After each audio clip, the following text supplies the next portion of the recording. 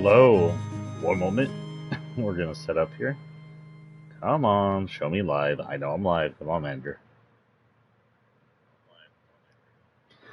Hello and welcome back to Chrono Cross Sordo. As you know, we finished the playthrough. So Chrono Cross is done. Everything was wrapped up there. However, did you know that prior to the creation of Chrono Cross and between Chrono Trigger and Chrono Cross, there was a text-based adventure for some other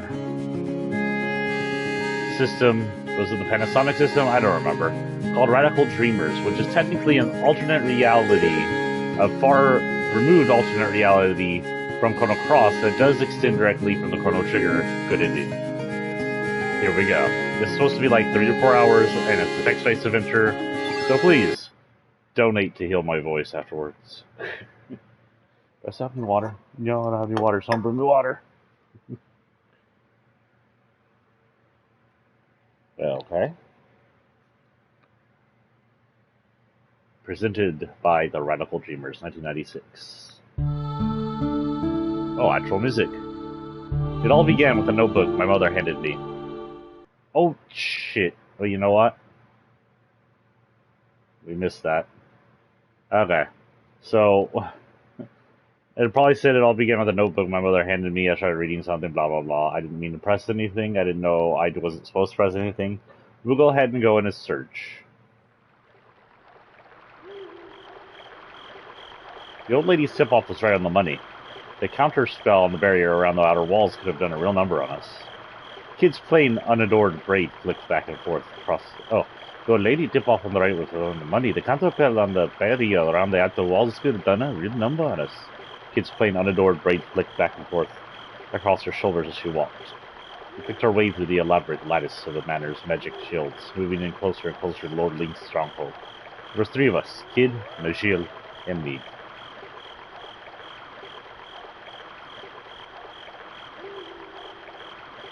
Assuming Majil or Magus is in the back, aka Guile. And Kid's in the front. And Surge is in the middle in what appears to be a karate key or something. I guess it must have been 3 years already since I first met Kid. Back then it was just a wandering musician. Surge was a magician in this world? That's weird. Traveling wherever my feet would take me. And wherever a few tunes would pay for a warm bed. So this is older Surge. They were allowed to live.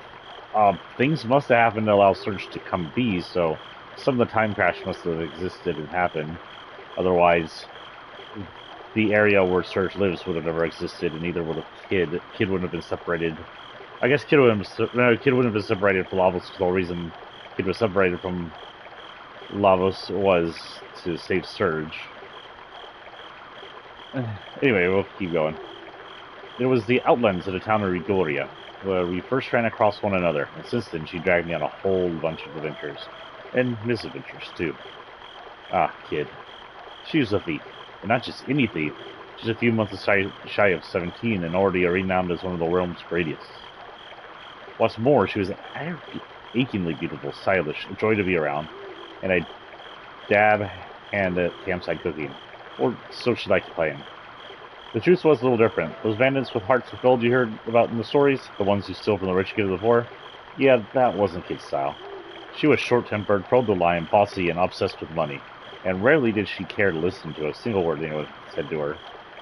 But this may have been what had had fate not interrupted, and fate and the dragons and Melchior, or not Melchior, Balthasar had not interrupted everybody. This may have what naturally played out.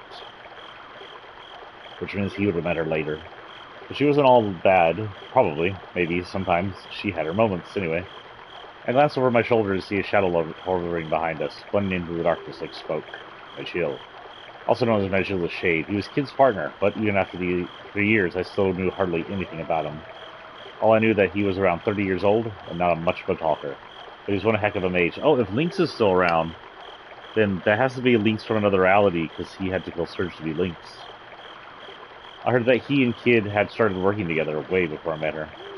He always covered the top half of his face with the mask, and I'd never seen what he looked like underneath, just like Guile.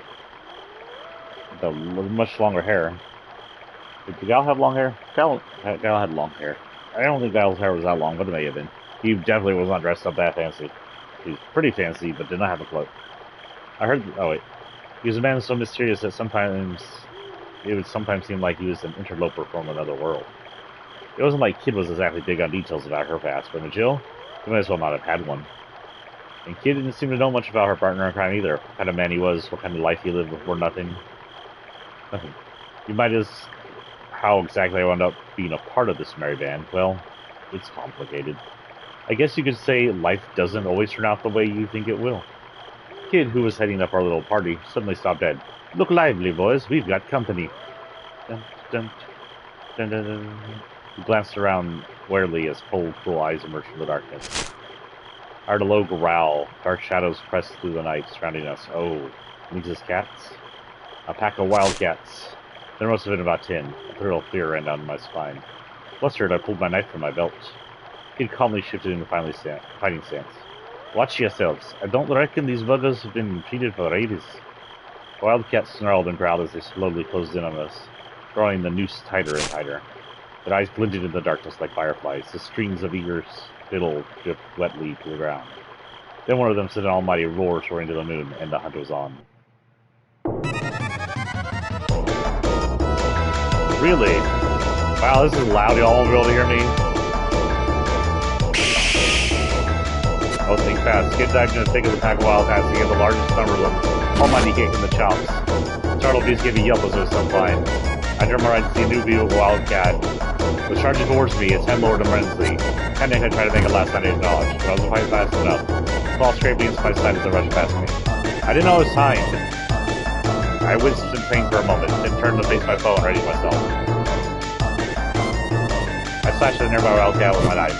The beast tried to leap clear, but I was already too close. I felt the blade make contact and resorted with a screech of pain. The wildcat jumped away, this time managing to put some space between us. It looked like I hadn't cut it very deeply. I stood my ground, charging, changing my grip on my knife and waiting for another chance to attack. Where's behind you? Kind of by Kid's warning, I whirled around wildly. Came face to face with a pair of blades that like hell. There wasn't time to do anything but try and protect myself. In a moment of sheer desperation, I crossed my arms to guard my face. Instantly, I felt the wildcat's fangs seize my exposed wrist. It had thrown itself bodily at me, bowling me over and backwards. My arms still in his powerful jaws, the wildcat pinned me to the ground and shook its head. I tried desperately to free myself, but it was clamped onto me like a bear trap. There was no way of getting loose. The sound of fangum bone was sickening. Ew. But just then the creature recoiled into the screech. Kid had buried a knife deep into his guts. She quickly capitalized on the terror by giving it an almighty kick. Free the wildcat, I staggered to my feet, holding the throbbing wound on my arm. I was breathing heavily. The handle of my knife was slick with sweat. I tightened my grip. With a kick like a bolt of lightning, Kid landed a clean hit on the flank of nearby wildcat. He staggered before losing his footing, letting out a pathetic cry. The kid had already moved in to finish it off. And then, the roar of fire. A burning smell filled my nostrils, and next to me, a shrill screech pierced the air. Agil's fire spell engulfed the head of a nearby wildcat. It fled, darting off into the darkness like an arrow.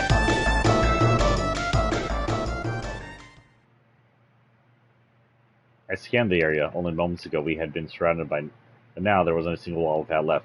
Notice Magil, who I think is supposed to be Magus/Guile, also going to use other magics, whereas back in the past you could only use dark magics. I think. Kid and Magil had either sent the rest of it off with the tail between the legs, or put paid to them once and for all. You're dreaming if you think a pack of flea-bitten monkeys is going to stop us, Sphinx. Kid crossed her arms and flashed a triumphant grin. Meanwhile, I was standing heavily. It felt like my legs were about to give out from under me. I collapsed on my knees, overwhelmed by what I've just been through. Whew.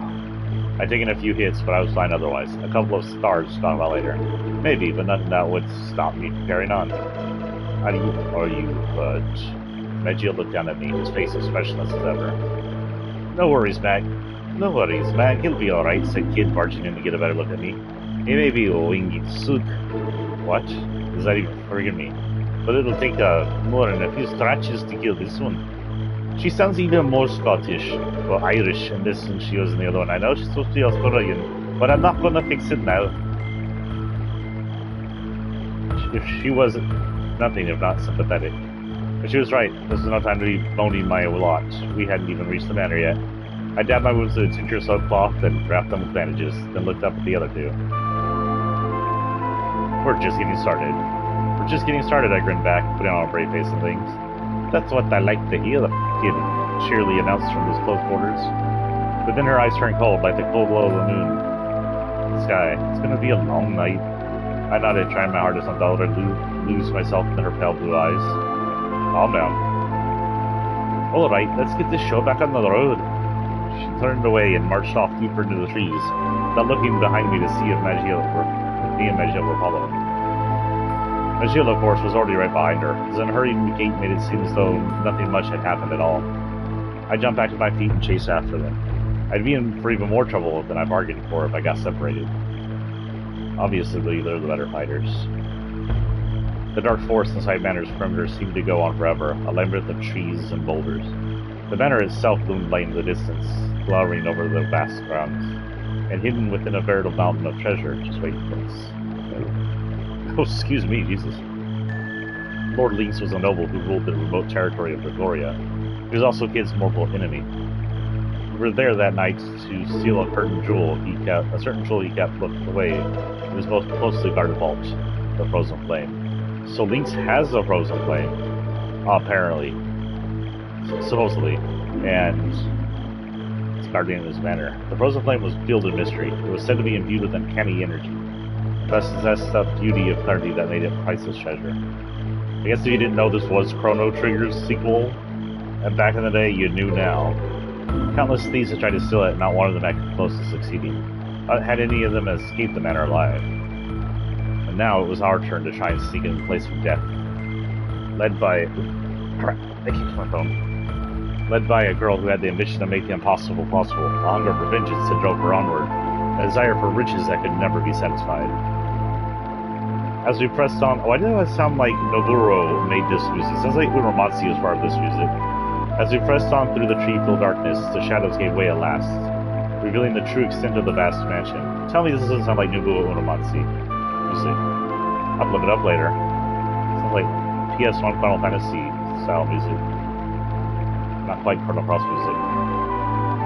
Yeah, finally, say your fears, Lynx, because we're coming for you. Keeping to the overgrowth in the shadows of the tree, we made our way around the manor walls, search for means of entry. That's a badass of a manor.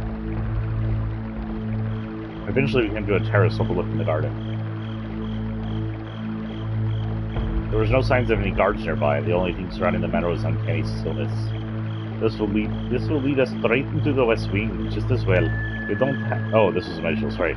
This will lead us straight into the West Wing, just as well. We don't have any business in the rest of the manor tonight, said Magiel, gazing up at the dark building towering over us in the night. All right, then. What are we waiting for? With that, Kid made a vault over the railing of the terrace with a Scottish accent. Stop! Magiel hissed sharply. Remember what we're here for. Our main target is the vault and the Frozen Flame within it. We focus on this above all else. Your vengeance is secondary. Concern, agreed? Glancing over her shoulder, Kid replied with reluctance. Yeah, don't get your knickers into this. But if we happen to run into them, I'm going to knock that Drongo's block off, and neither you nor anybody else is going to stop me.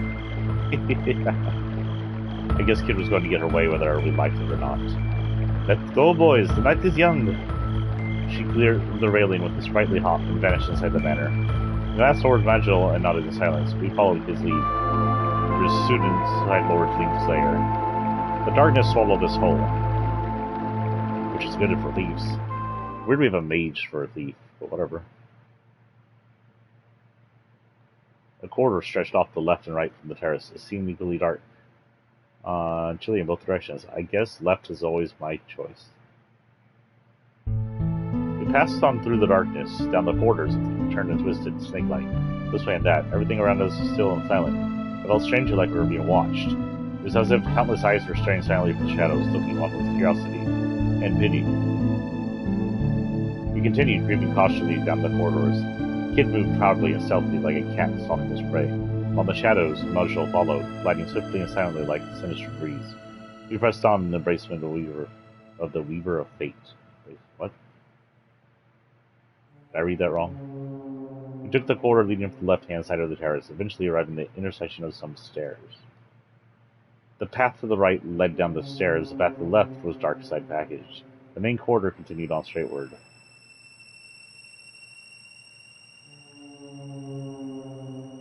I think we should just continue onward. We continued onward past the stairs and the side passage and emerged in the main corridor. Found ourselves in front of some ornate double doors. Let's head inside. Kid gently pushed heavy doors open and peeked inside. Doesn't look like anyone's in there. It seemed to be the main hall of the manor. There was a mass of beautiful decorations of walls and thick columns decorated with sculptures of birds and beasts. Fixed to the wall in the back tower was a tremendous pipe organ like a burnished black mountain. Dozens of candles provided a dim flickering light, sending the corners of the room dancing in out of shadow. Several enormous portraits glowered down from high on the wall. Were these the members of League's families? I was busy staring at a painting depicting a young husband and a wife, and I realized their eyes had turned to look right at me. Okay, they hadn't. Don't worry. This is about to turn into some dumb ghost story. It just looked that way because of the way the flickering light of the candles reflected against the glossy oil paintings. Obviously. Probably. This place gives me the creeps, and get a load of all those ugly mugs. There's nothing else for us here. Let's look somewhere else. Neither Magil or I had any objections. We left the hall and returned to the corridor. Suddenly, Kid stopped in her tracks. Something's there. I looked quickly to see what it was. There was nothing behind us or in front of us. Where could it be? And then, just as I was trying to figure it out, the wall began moving. The rectangular section opened up and swung around, revealing two enormous goblins screamed to the left. It was like something out of one of those stories about assassins sneaking around in old castles. A goblin? You goblins? You goblins, screamed Kid. They definitely look like goblins to me. Maybe a touch on the large side. There were 4 in total. The two in front of us had appeared behind us, staying off our path to escape. And Jill rushed towards behind us. Kid left at the two in front of us, holding her knife. Crashed the spike ball on top of the goblin. Morningstar smashed to the ground, crushing the stone quarry. Kid nimbly leapt up in the air, making the attack, and landed on top of his head. She swung upward towards the goblin's head, plunging her knife into his left eye. Then she flipped backwards and stood ready for the next attack. That was Kid style, pulled like a butterfly, sting like a bee. The next goblin charged in, swinging. I jumped back to keep my distance. For a moment, thought I had about copying Kid's trick, but I didn't have the confidence to pull it off. I was better off keeping an eye on my enemy and doing things my own way, so I did wish I could fight like her. The goblin pulled the iron ball out of the floor and came at me, swinging it overhead. I deflected the goblin's drive and struck up towards the and aimed an almighty blow in space. When the momentum unbroken, I turned full circle in the air and landed perfectly back on my feet, immediately moving into thrust my dagger deep into his chest. I apologized with the loud-house music. His chunk of blade sank into the hilt. What the hell? I leapt backwards, trying to do some basic moves. Since the danger, I jumped back. The goblin's hand grabbed loosely at the air where I had been standing. Had I been a moment later, it could have caught me. I was dealing with a monstrously persistent foe. But having spent the last of its strength, the goblin lost its balance and collapsed to the floor, where it succumbed to its wounds. That's success. I realized then that everything was quiet and the fighting had ended. That must have been the last goblin. There was only 2, right? Wait a second. What's that? There was a leather bag on the ground, containing a sparkling gem. Now we're talking. Kid's face lit up like joy. Nice find, sir. Try the loot. Kid snatched it away, leaving me to settle for the compliment. Whew. It had taken a few knocks, but I was alright. A scare or two wouldn't stop me. Maybe you aren't such a drongo after all. Just goes to show any old weirdo can make something of themselves if they put their mind to it. I don't think I got it, but okay. Kid's eyes pointed with mischief. We left the hall and returned to the corridor. Eventually it led us to the intersection. There were some stairs going down to the right and a dark side passage. We kept going straight on when we arrived back at the terrace. Oh, fuck, let's go down the stairs. Slowly we scrubbed down the staircase, descending deeper into the blackness as it went. At the bottom, the path split. The way to the left continued on the atrium and resembled a sort of plaza, while the path on the right was a winding passage that shut off into the darkness. Let's go to the plaza. Kid poked her head through the arch-shaped doors and took a look around. Huh, is it big in here? Must be some kind of hall. We took a cautious look around, then entered, one after the other. The atrium was a beautiful plaza, complete with a statue that doubles as a fountain, and it's kind of disturbing looking by the looks of it. Pillars and arches lined the walls, and the center was a small pool of clear water, above which the statue stood. On the other side of the room, I could see another arched entrance like the one we had come through. "Oh, that's cold!" The kid was scooping the water from the fountain. Went over to her and rested my hand on the edge of the marble basin, peered into the pool beneath. Shadows flickered under the water's surface. "You reckon those fish are rare, as invaluable?" He leaned right over the edge. I couldn't see the bottom. I wonder how deep it was. The shadow of one of the fish grew larger and larger. Whoa! Sensing danger, Kid and I leapt back from the edge. Clack! A fish leaped out from the water and snapped at her. Its jaws bristling with razor-sharp teeth. Its mouth closed shut in the air where she'd only been moments before. With a splash, the fish started back under the water. Pteranodons? Deadly carnivorous fish with razor-sharp teeth and powerful jaws that could snap a monster's horn in half. Staring in horror, I watched as dark shadows began to gather in the middle of the pool I could make out. The pteranodons must have detected prey soon. The room was filled with the sound of splashing and snapping as the fish teemed at the water's surface. Bloody hell! I think Kid wasn't easy. She took another step back. How many pteranodons were in the pool? The thought of what would happen if they all leapt clear of the water and attacked at once crossed my mind. A bead of sweat rolled down my forehead. Suddenly, the water from the statue turned crimson and shot out a powerful jet that nearly touched the ceiling. Kid jumped back again. I stood in shock, watching the torrent of water running down to the statue. The scarlet waters continued to gush out from the fountain. The pool grew redder and redder and started to overflow. We looked on, entranced. The spell was soon broken when we realized the water was starting to flow faster and faster over the rim of the basin. The pteranodons began to jump and snap the water's surface with bloodthirsty glee. I was brought to my senses by a dull slap and the sound of piranhas. Quick, there's an exit on the other side. I pointed the way off the screen. I tried my hardest to rush across the water, that full, spinning up, dragging out through the water. It was thick as blood. I found myself struggling to move. Felt sharp jabs, searing pain as Calvin turned on the side of my leg. She gritted her teeth in pain. "So, we gotta do something before we turn into mincemeat. Push back the way we came. Okay, let's get out of here." And then we splashed the water back towards us.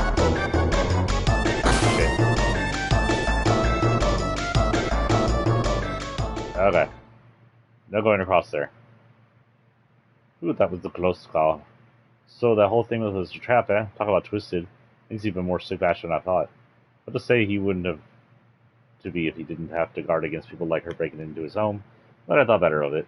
Well, at any rate, I think we consider that a dead end. Let's go back. The feet we left the atrium. I don't know why I tried to get to the other side. Something caused Kid to stop in her tracks. "Hello, what do we have here?" She pointed to the other side of the entranceway to the hall. I found myself face to face with the sculpture of an old man's face, with a truly phenomenal beard. The sculpture's eyes seemed to gleam with life. For a piece of marble, it seemed almost surrealistic. "It's a mouth of truth," announced Magil. "An enchanted statue that can tell when you're lying. If it catches you out, it'll bite off your hand." Magil kept his explanation simple so that Kid wouldn't drift off before he got to the important part. So now what's it doing here?" "I suspect it's part of the greater mechanism." "Stick your hand in this gob, do ya? Righto. Let's see what happens, shall we?" As soon as she gave me a squint her eye, Kid darted over to stuck her hand in the mouth without a moment's hesitation. She stood there for a moment, waiting. It didn't take long for her to get bored. Nothing. Suddenly, I had an idea. "Hey, Kid, who's the greatest thief who ever lived?" "Ha, me, of course, you drong." Kid answered without a moment's hesitation, and then suddenly, her fist twisted with pain. The teeth of the marble sculpture had clamped down on her hand. It bit me," she cried. "Knock it off, everyone." No. Her knows it's the truth. Ow! The sculpture bit her again as soon as she spoke. "What are you, little?" Cold sweat formed on Kid's forehead. The sculpture was tightening his grip. "It won't let go until you say something true." Despite the obvious urgency of the situation, Majel was matter-of-fact as ever. "Just say anything, Kid. Anything. As long as it's the truth." Obviously, Kid wasn't listening. Instead, she kicked awkwardly at the statue. "Oi, dearie, let go of me bloody hand." She planted her feet on either side of his mouth and tried to hardest to pull herself out. She heaved, kicked and stomped, grunted and strained. And then finally, her hand popped free. I was taken back by what I had just witnessed, and couldn't say a word. "See, I told you it was the truth." She raised her hand in the air triumphantly, as if to demonstrate. I could see heavy bite marks. The sculpture hadn't come away from the struggle unscathed either. Kid's attempt to break free had left its scratch in several places. Jill pointed silently at part of it. I went to take a closer look and saw a pale, flesh-covered tongue.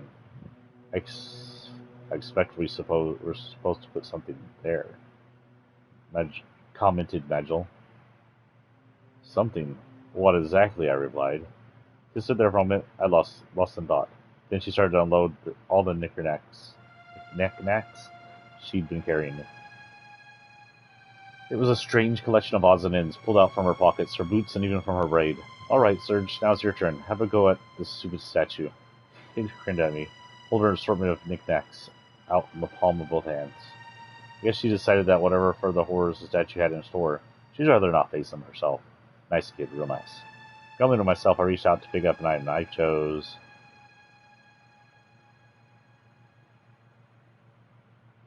The hell's a petard?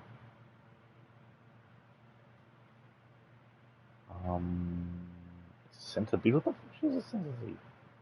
Dried grapes. I took a small bag of dried grapes. Only one by one I fed into the soldier's marble jaw. Munch. It actually ate them. That's enough, Such. Those were my emergency rations you're wasting. It snatched the bag from my hand. I still had the last crate, though, so I popped it into my mouth. It was absolutely delicious. They're not for you either, Sunshine, growled the kid, glaring at me. You gotta take this seriously, Serge, or I shall leave you here alone with Beardy here. She was clearly annoyed, but I hadn't worn her patience completely thin just yet. I decided to try something else. I chose...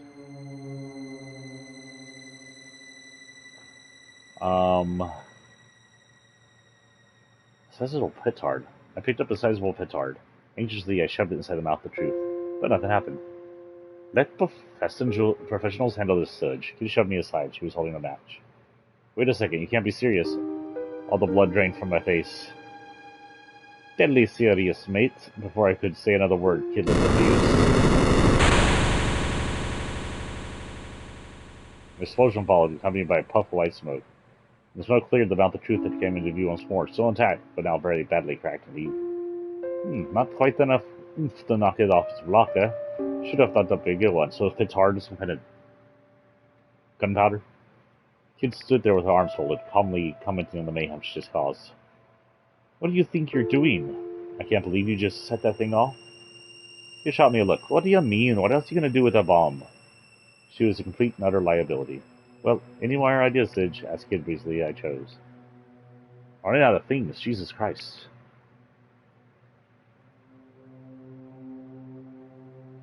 A length of fine thread. Took a piece of fine thread, a length of very finely spun silk. Didn't seem like a good idea to shove it in, so I tried dangling it into the statue's mouth. Watch yourself, that stuff ain't cheap. It's made by royal sick worms, I have you know. Kid watched me critically. The thread slipped deeper and deeper in the mouth of the truth, and then I felt a slight tug. I tried winding it carefully back around my finger, and at the end of it was a small piece of paper. Nice one, sir. It's got to be a clue. His eyes lit up with delight. Score. What's that? Kid looked confused for a moment. And suddenly the statue's tongue leaped out of his mouth. Look, what the bloody heck? Kid leapt away like a startled cat. Boing. With Kid safely out of the way, I was only target left within reach. It's sticky. I'm gonna be sick. Oh, that's me. It's sticky. I'm gonna be sick. The tongue had covered my face with thick, warm saliva, but strangely, I felt sort of glow in the place where it licked me. My aching wounds began to respond to the warmth. Jill was leaning against the wall, watching the spectacle in silence. I'm guessing that wasn't the one, then what's next? I chose... Frick.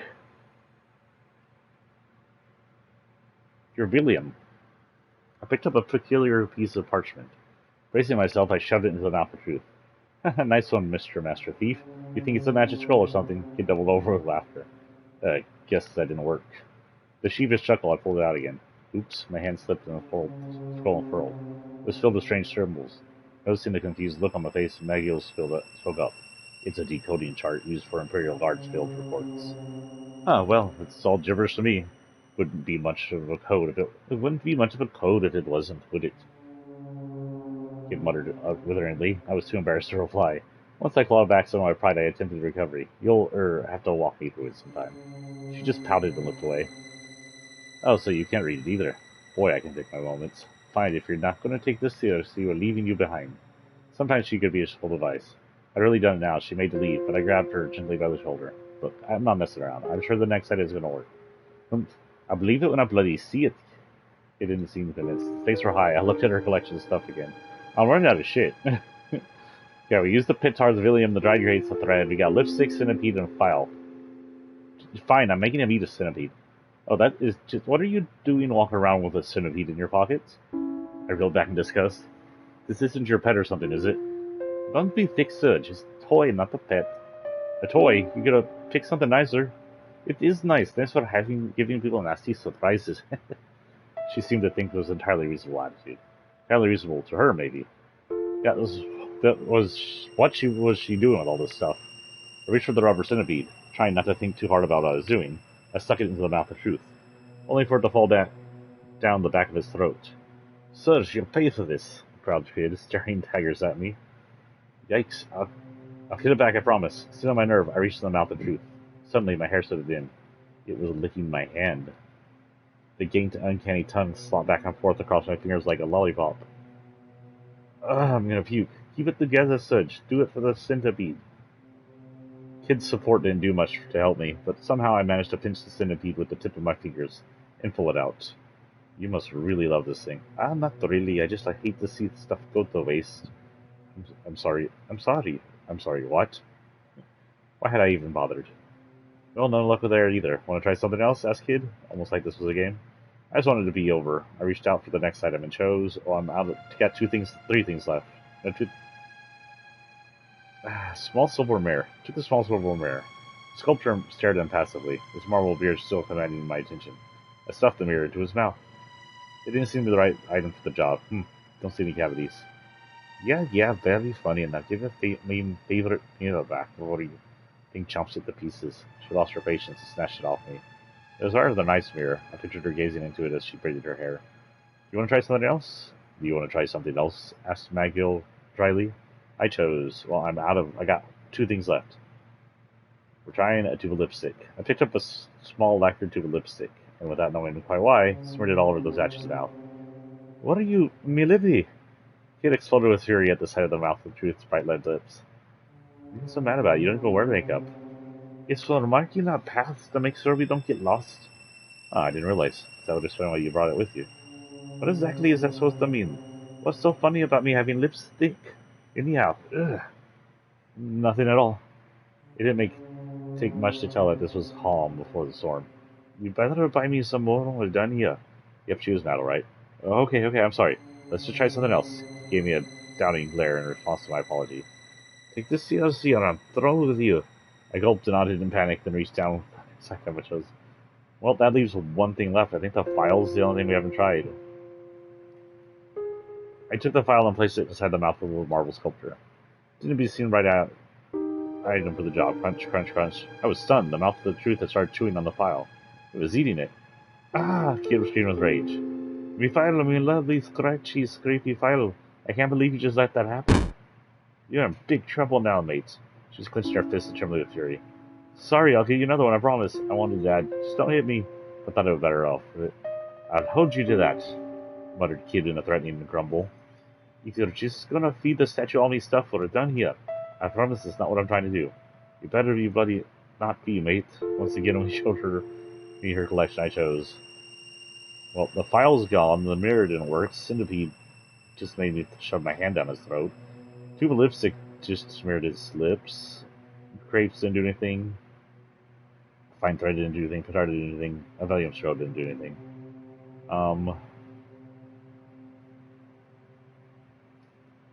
Do another sizable petard and see what happens. Oh, this is gonna be the same thing. Yeah, same thing.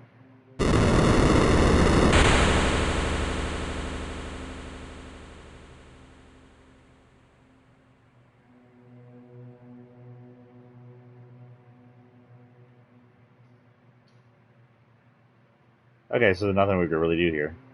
Not to waste my time on this, then. I lingered for a moment and pulled my hand away. I didn't seem like any of them was what we were looking for.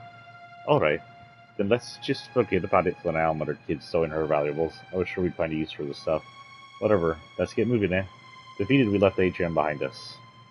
At least my wounds were licked clean. With the atrium behind us, we immediately found ourselves at a fork in the path. Right with the passage on stairs leading upward, a dark passage continued directly ahead of us where we stood.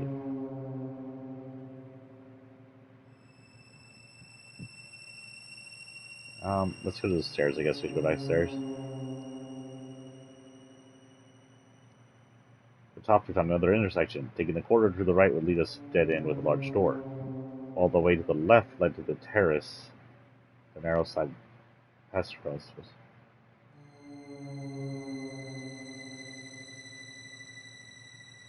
We went down the side passage. Headed down the side passage. At the end, we came to an old, immaculately polished door. Same when we were in, that was everything else. Well, of course we're gonna go inside. He gently pushed the door ajar and peeked into the room. The next thing I knew, she slipped inside, and Jill and I followed. Looks like a study. Oh, I don't know who said that. The room was lit by a moonlight coming through the long center window, slanting down in pale beams through the darkness. I know this song. It was pretty big for a study, with immaculate antique desks dominating the center. It's a freaking library. I wish I had one of these. There were rows of bookshelves lined with thick, dusty old tomes. The wall near the rear of the room was decorated with painting, and shelves, vases, and painted plates stood before it. They all seemed to be curios from foreign lands. I checked the desk. Over the desk, I started searching drawers. There I found a neatly arranged set of pens, ink bottles, and other writing materials. Nothing interesting, in other words. A small portrait of the desk caught my eye. There was a picture of a young girl with a gentle smile on her lips. Who was she? That's the girl. Linkus adopted. If you ask me, it wasn't because she was looking to help the needy. The kid peering over my shoulder. She wrinkled her nose in distaste. Not even a looker. Suddenly there was a knock at the door. It wasn't a loud knock, but in the bottomless silence of the night, it might as well have been a thunderclap. Then I stood bolt upright and turned towards it. My Jill, meanwhile, hid in the shadows, drifting away like smoke. Panicked, I whispered to the kid. Hide behind the door in the shadows. Quick, get behind the door. We got our bodies low as we silently and swiftly made for the back of the door, where the shadows would keep us hidden. We pressed our backs to the wall and did our best to keep still our breathing. Slowly, the door opened.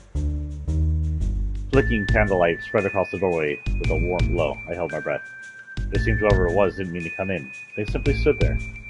Strange. I thought I heard something. The Lord of the Manor's away, of course. Why would there be anyone here? I had to get over my nerves. Everything was fine until we heard the news that Pore was on the move.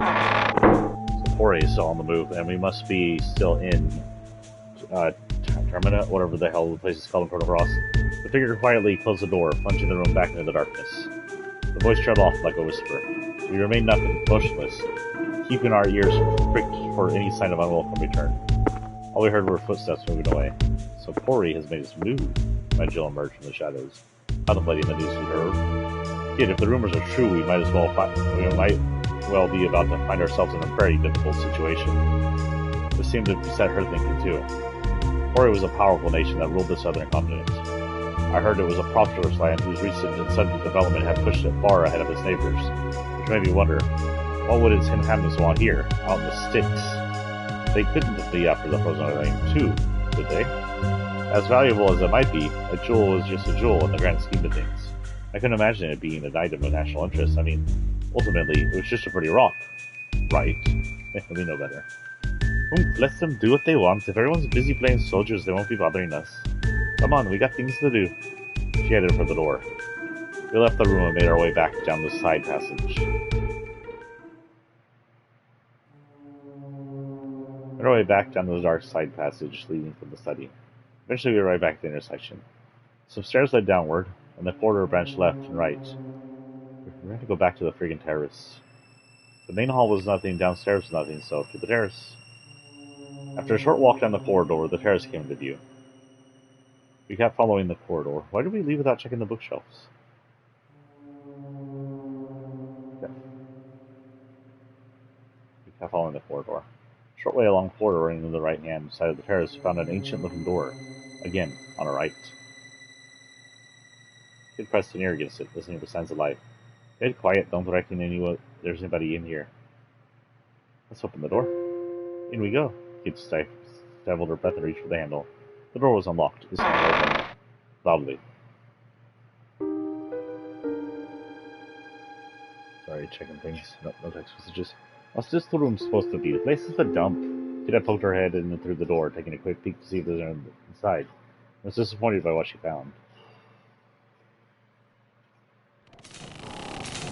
The room was large and littered with peculiar-looking machinery and knickknacks. all of which were covered in dust and had seemingly been dumped there haphazardly. Everything looked like it had been there rusting for a very long time. Sounds like something was on. The end of the room were completely dark, and it was impossible to tell how big it was, or even what the walls and floor looked like. It seemed the manor's inhabitants had turned the old clock tower into a makeshift storage space some time ago. I stepped warily inside. That alone, I looked over towards Magil and saw a kid trying to pull something in from the shadows. It was a huge sword that appeared to be very old indeed. You don't need an old bludgeon, it will only get in the way. And as much as an antique as it is, don't fetch much on the market in that condition. Yeah, I reckon it might be enough. There's plenty of collectors who love old bits of junk. Well, some old bits of junk. Crowding kid left the sword where she stood. At least she put it back down gently. It was then we heard a voice in the shadows. And what exactly are you doing here? I just about jumped out of my skin. Who's there? Kid and Jill turned to face the voice, ready for a fight. Oh. A wizened old crone, whose voice I got wrong, emerged from the shadows. She was hunched over, wore a hood draped over her face. I could tell at the glance she wasn't just old, she was positively ancient. It's just some very old bag. What do you think you're doing sneaking up on us like that? His shoulders relaxed as he left her body. Jill, however, continued to give a woman a piercing stare. Oh, what an impish little thing, yeah. Apparently she's got a shoe. Yeah, is it a friend, perhaps? Not in the dead of night, I suspect. The crone narrowed her eyes. Let's take a closer look at you. Ah, yes. You must be here to get your revenge on Lynx. How did she? My heart jumped. She seemed to know exactly who we were. We were in trouble. What if she sounded the alarm? We had to give up on this treasure and run for our lives. What were we going to do? Definitely told her she was right. So what if we are? Kid narrowed her eyes back at the crone. What if was it to you if we're here to get our revenge on an old Lynxy boy? You gonna do something about it? You never change, do you? The crone chuckled madly, her small frame shaking. Oh, the boldness of you. Yes, that's the spirit. You are. Kid looked at the crone, completely confused. I was no less mystified. What the heck are you on about? Oh, it must have been 4 or 5 years ago, yes. It was around that time an innocent young thief stole the manor, looking to singe Lord's whiskers. She couldn't have been much older than 10, now that I think of it. Shocked, my gaze turned to Kid. A wet glint appeared in Kid's eyes, where her glare was like ice. It certainly felt as if temperatures in the room had suddenly dropped below freezing. With a chuckle, and a crone continued her story, pretending not to have noticed the change in mood. She was an orphan, you know. Came after Lynx to avenge a woman who loved her like her own daughter. Also, the orphanage fire actually happened. Or at least Luca died of Lynx. But all the vengefulness in the world couldn't change the fact that she was only a little girl. She was no match for Lynx's men. Sadly, they quickly captured her. Lynx is the kind of man one would fear to have for an ally, never mind a foe. Had it not been for the timely assistance of friends of theirs, the girl would have certainly been executed. The way these people of the manor told it, the very shadows pitied the girl and rushed to screw her away. I wonder how much the tale could be true. Nothing but sympathy for those who know failure, of course. You can't win all the time. And sometimes, against all the odds, fate really can be foiled. And the clockwork of history slipped into disarray. All this is in my throat. The ones I have no patience for are those who do not recognize the failure, or who fail to choose to give up as a result. The crone looked up from under her hood, stared Kid directly in the face, and grinned. His anger faded, given way by a dumbfounded expression. If you wish to steal the jewel from Lynx, if you truly wish to triumph, you will have to let go of the treasure of your own kid. For as long as you cling onto it, the hand of your flock will never move. Will stay exactly where they come to rest all those years. Who are you? Oh, me? I'm just an old hag, like you said. I do apologize. I must have taken up a lot of your time with all babbling. I'll leave you in peace. Oh, but before I go, the crone turned to face me. You seem to be injured, young man. If you wish, I can take a look at your wounds. All the attention suddenly turned over me. I panicked a little. Okay. What? Alright, please do. The crone muttered a few words as her bony fingers drew sigils in the air. I felt green light began to surround my body, filling it with a strange warmth. Strike the light. That's no ordinary spell. I felt my wounds healing and heard a nostalgic melody that soothed my wounds in my heart. Before I realized it, the phone was gone. Hey, lady! Kid strained her eyes, scanning the darkness. There was no one to be seen. Her calls went unanswered. Who the bloody heck was that? It looked like she's just woken up on the floor of the Laughing Pig after feeding Minnie. And what did she mean about you having to let? And what did she mean about you having to let go of a treasure? Well, we won't find any answers here. Time to move on. Mitchell brought us back down to earth. Oh, sorry, it's Mitchell. Well, won't find any answers here. Time to move on. Mitchell brought us back down to earth. Motionless as always. It almost seemed as if though nothing had happened at all. Yeah, I guess you're right. Kid walks back quickly to the door, keen to move on. Hold it. Just as I was about to follow, get out of the room. She jabbed me in the side with her elbow. You stingy little bugger, sir. Why didn't you tell her to share some of that healing magic with the rest of us? Classic kid. The door led back to the corridor, which stretched off to the left and right. Rightward lay a depth of the manor, while the way to our left back to the terrace. We went right down the corridor. Okay. Rightward lay the depths of the manor, while the left back to the terrace. So we'll keep going then. Continuing on down the corridor, we came across a rather sturdy-looking door on our left. A little further on stood a stairway leading upward. Well, the door's clearly meant to keep something safe. If there's some kind of treasure behind it, my name ain't Kid. Yep, that's the smell of cold, hard cash. All right, she muttered to herself. Let's go inside. She's probably right. Oh, what am I stupid? Of course it's bloody locked. They tried the door handle a few times for giving up. Grumpy kick. Bloody door's got a magic barrier on it. The bloody barrier's got a barrier of its own to boot. Take more than me putting a boot to get through all that. I see. Then unless we find a key, we don't have a hope of getting inside. Reckon I can handle the key hunt, especially if that idiot Lynx who's hidden it. If we can find his room, I'll snip it out in 2 seconds flat. You just watch. There's a little more we could do here. Continued on. The corridor ended at the foot of some stairs. With Kid and lead, we headed upwards. Up's always good. Down didn't do anything for us last time. Oh, sorry. I was waiting for it to do something. It was dark, and the stairwell was narrow. We watched our footing carefully as we climbed. The stone of the steps was worn smooth with age, and I lost count of how many there were as we spiraled onward and onward. An awful sense of foreboding haunted me. I had no idea why, but it felt as though we were marching to the gallows. When we arrived at the top of the stairs, we were greeted with an old, heavy door, looming in the silence. All was deathly silent, and still, clammy air added the sense of ominous apprehension. Something's very wrong here, I muttered without thinking. I hear cursed whispers from beyond the door, Angela added, doing nothing left to move. I'll grow up, will ya? Kid shot back at us derisively, shortly examining the door. But it ain't locked, and I don't hear anyone inside. Well, we've been everywhere else. We kind of have to go in here, right? All right, here he goes. Kid tried the handle. The door opened. The slow, heavy swing revealed what I did. Can't see me cringing right now. It's a small, cylindrical room that appeared to be the inside of one of the stone towers. It's completely deserted. There were no windows. What's this supposed to be? Something about this place gives me the creeps. Still standing in the doorway, Kid seemed to be suddenly taken aback. There might be something in there. Let's take a closer look. A closer look at the bloody empty room. Pa, might as well guess. He did climb the stairs. Kid stepped through the door, grumbling under her breath. I scanned the room, then noticed something on the floor. Black zones were covered in dozens of narrow scratches, and in places there were thick black stains. Something in the stains spoke of horror that no amount of scrubbing would ever wash away.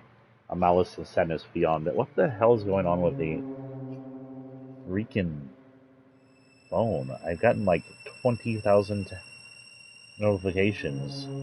I'm trying to turn down my notifications. It's not letting me. Freaking open up the sound bar, you piece of shit. I guess it's not gonna work. I can't do anything.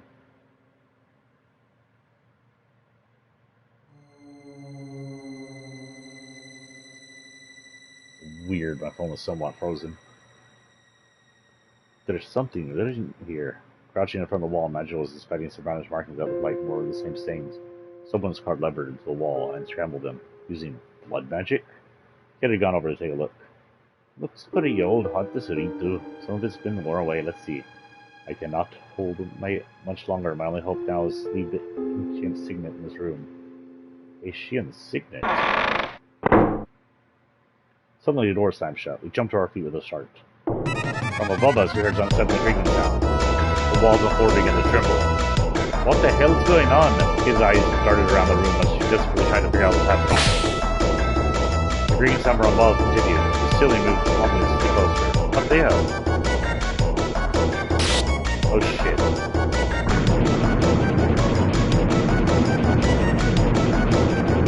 You dead?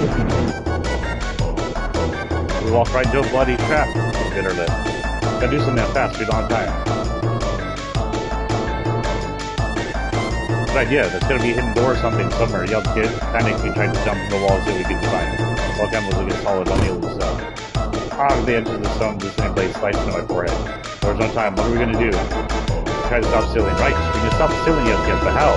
I had no idea. Is there a switch on them? Panicked, we brushed our hands with the floors and walls. We do something fast. Well, we only have one thing left to do. Kid sprang in the door like an arrow, slamming into it, shoulder fist, but it was too hard to heavy. And her light frame bounced off it. Damn! I just raced towards the door with my wind, smashed into it first doors. It made a creaking sound and shook with impact, but stood firm. Desperately, I heard myself at it too. The shock of impact rushed through my body, but it was no good. Meanwhile, the rusty creaking from above us, as if the ceiling's a nocturnal journey downwards. To make matters worse, now countless blades were popping in and out. Surge, man, Jill, this is gonna take the three of us. Having our blows, we all charged the door once. Once. Twice. A third time. And then the door was open. It collapsed as we kept the corner outside. What? Behind us, we heard the sound of bladed ceiling grinding in the stone floor of the tower room. When the scraping noise it made was awful. We could only look on and somehow horror as the fate we primarily evaded. Now I'm all cut up. Jesus shit. Machinery continued for a short while before slowly coming to a stop. It seemed the ceiling trap had finally finished its grisly work. Bugger me. Talk about a nasty surprise. Is some sort of execution chamber? Oh, it's some sort of execution chamber, Magdalene continued, seeming deep in thought. In any case, that writing mentioned Asia. Yeah, what was that all about? Oh, yeah, what was that all about? I asked. The Asia Dragoons, the elite. Oh, duh, the Dragoons. The elite knightly order serving General Viper, who once governed the territory of Galsgrove to the west. Former knightly order, I should say. They were wiped out more than a decade ago by the lord of this very manor, no less. Ooh, Lynx killed the Asia Dragoons. Thanks for the history lesson, Mag. He rose to her feet, patting off the dust. Too bad we're not here for fairy tale nights. Come on, we've got a lot more exploring left to do.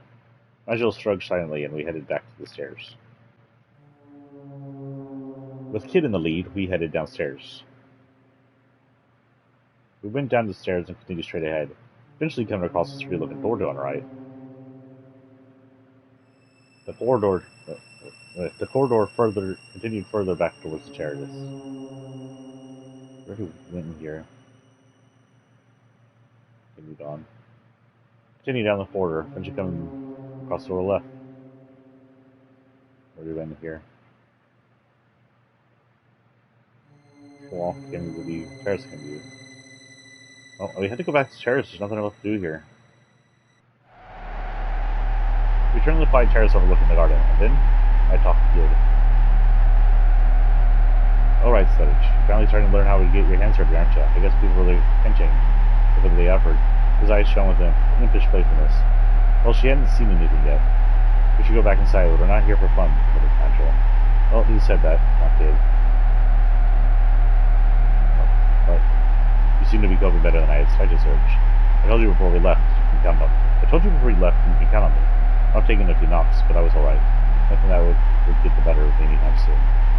Right, dust yourself off and let's get moving. Got work to do. Rick, I don't know where to go.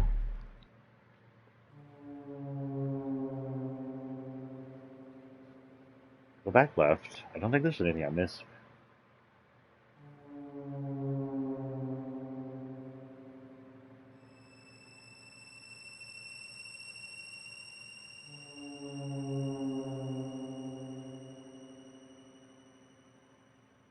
I'm not sure what I need to do, actually. Oh, wait, my phone is completely inoperable right now. What the hell is going on here? Ah, there we go. That's weird. It was just frozen on the screen. That's why I couldn't turn off my thing earlier. Yeah, like, it was playing the video, but I couldn't see anything. I mean, I couldn't see anything. I couldn't touch anything.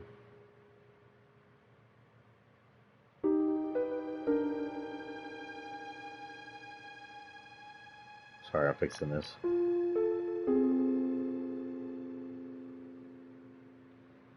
Well, she has to give up something she cares about, something that's important. One place she had to give up. So there's 2 places I can think of, maybe 3. So back on those stairs, I guess.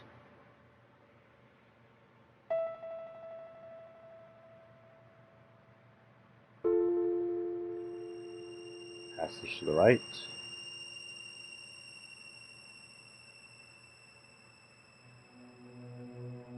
Oh, I don't know this one actually. Do we not see this one? This smells fresh and pleasant. Flowers. Was it coming from the inside? Let's go inside. We found ourselves in a tidy, unwelcoming room. The knickknacks and curios, I like that we use the word knickknacks a lot. The curios dotted around the place seemed to be well loved. The stately desk and cozy-looking bed nearby, meanwhile, suggests the room's occupants was no stranger to luxury. Though the room was richly furnished, somehow it still felt awfully lonely. He took a quick look around before commenting. It's Link's little room. A half-written letter on the desk and a teacup, still warm, suggested the lady of the manor was still nearby. But then it didn't seem anyone was here now. He decided to search the room. Is that Magdal? Some charming flowers, discarded cotton handkerchief, and a small bottle of perfume. Nothing that meant much to me, nor anything that seemed particularly valuable. He seemed to have the same impression. He scanned the room clearly, not expecting to find anything. The only item of note was a small antique box which bore a crisp resemblance of viper. I sighted a little box. Picked up the small wooden box off the bookshelf. Gently opened the lid and was greeted by a soothing melody. Music box. There's something strong about that song. I know this tune. Kid was standing next to me. I could see something had changed in her expression. You do, huh? Someone used to sing it to me a long time ago. She turned her gaze downward and went silent. Kid? Startled, she turned to me. Her eyelashes glistened, as if what would do. She walked to the door, not saying a word. Hey, kid, wait up. We left the room. Was she crying? Was Kid crying? Maybe I was just seeing things. It's a lullaby Luca used to sing to her. Poor kid. The passage outside the room continued to our left and right. The path to the right led deeper in the darkness of the manor. Finally, going left would take us to the atrium and another branch. Right. We went down the passageway, eventually finding ourselves at a sturdy-looking, immaculately polished door. Again. Guess up there. Just as I thought, something stinks here. I reckon we found the base layer, lads. In the darkness, Kid's lips twisted in a grin that turned my blood cold.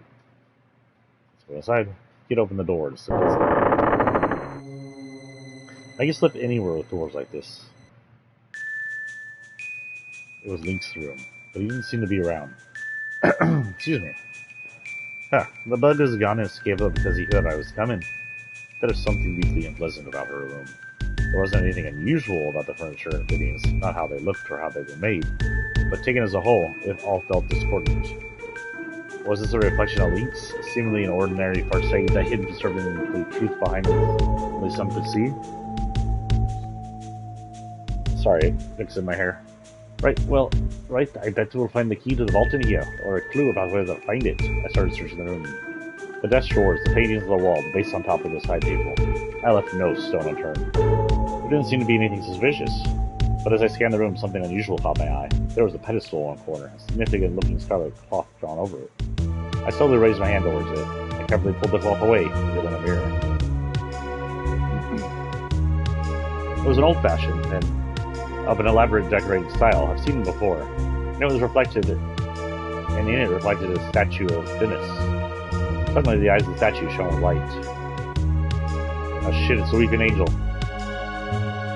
What is your desire? The mirror is speaking. Kid Angel ran to my side. No need for panic. It's a whispering mirror, nothing more. Said Nigel flatly. What's one of those? A magical mirror in which spirit dwells. Spirit can freely move between its own and other mirrors, and will share its wisdom with those who ask. Interesting, what should I ask for it? Kids measurements? The fuck? I asked Stuart where the key of the vault was. Do you know where the key of the vault is? Mirror's reflection rippled and changed to reveal a room with numerous bookshelves. A deep, sonorous voice spoke. You will find the key in the place I have revealed. The study. There's a side of book with a purple cover and the farthest bookshelf on the door. Oh my freaking god, it was the books. The image of the study vanished from the mirror. The voice went silent. Appears the spirit has left for another mirror. To the study, then. As I made leave to the room, a low voice rumbled through the air, stopping me dead in my tracks. Beware, he knows. The voice of the mirror again? What did it mean? Hurry up, or we're leaving you behind, Serge, called the kid from the outside. Flustered as I rushed after her. I have to find the freaking library again. It's down here, right? Quarters stretched beyond the door. Retreat chased our steps. Eventually came across the ornate door. Riddle's room, we sought her. Riddle's...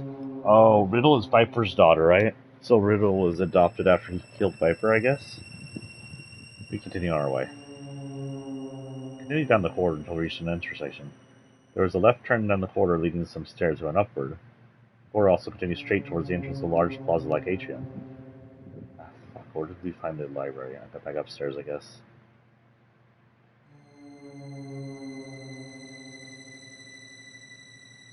I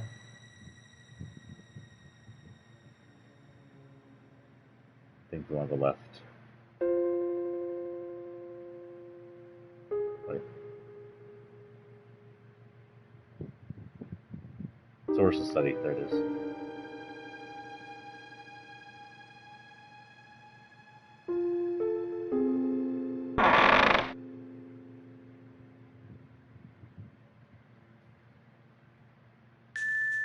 Right, let's find this key.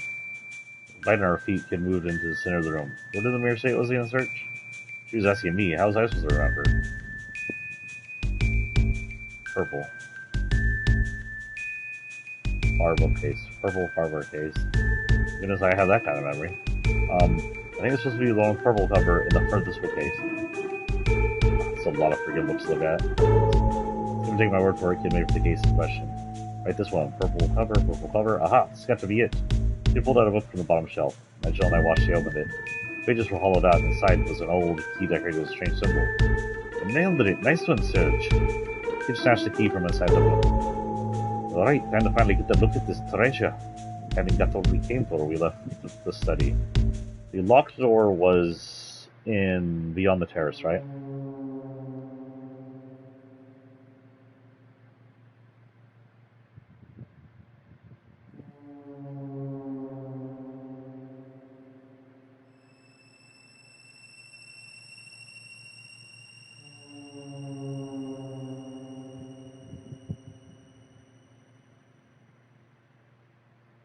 On.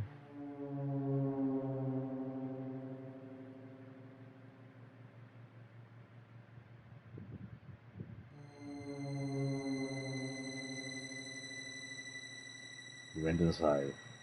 This should do it. Kid slipped the key we found into the wall. Lines of magical light flashed across the surface of the door and vanished. Its various magical barriers were displayed. Ugh. Up, down, left, right, blue, red, green. Every color under the sun. Up, down. Oh, hold on. I'm going to freaking take a picture of that because that sounds like a freaking puzzle.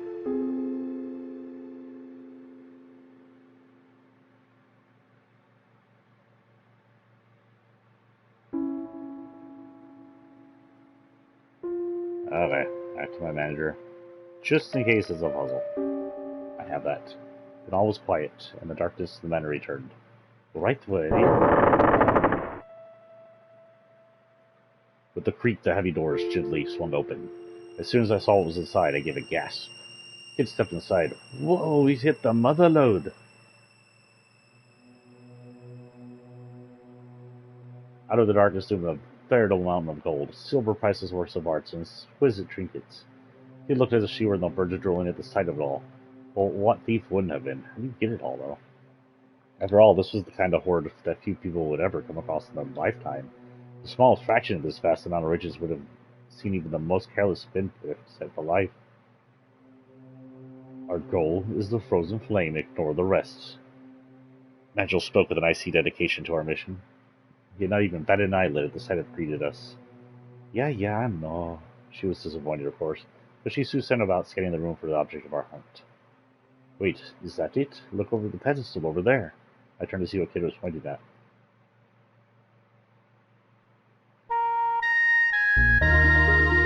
That might be it. It looks different. There was a small yet perfectly formed jewel that gave off a pale red light. A jewel that looked like a flickering fire suspended in time. Again, I'm sorry about the volume. I don't know why the volume's gone like 10 times than it already was.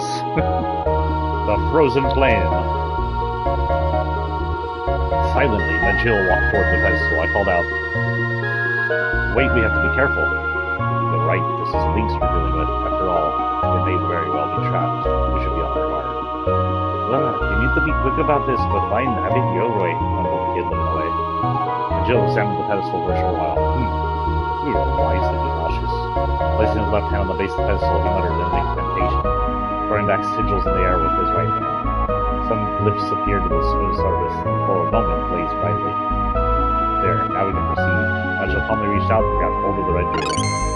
Dun dun dun dun dun dun dun dun. Sorry,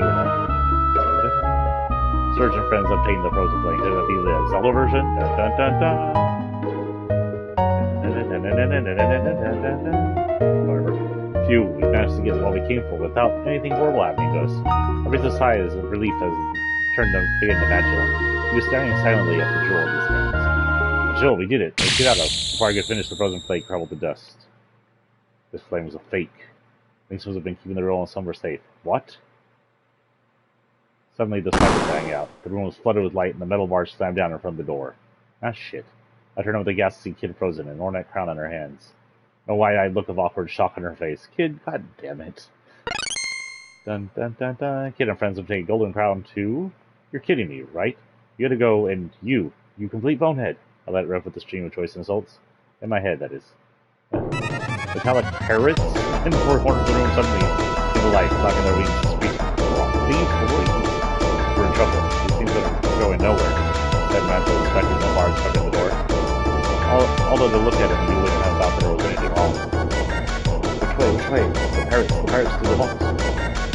Parrots to the vault. The vault. Heard voices in the distance. The manor guards were coming. Kid dived behind a pile of gold coins. Climb from her side. Panic, I looked around the room. There was a large chest wide open. Killer. I rushed through to empty it out and plunged in head first and closed the lid. Really? They didn't have to make the choice. Captain, there's no sign of anyone in there. No sign. Strange, but healer. Is this freaking salt and pepper the way they're talking?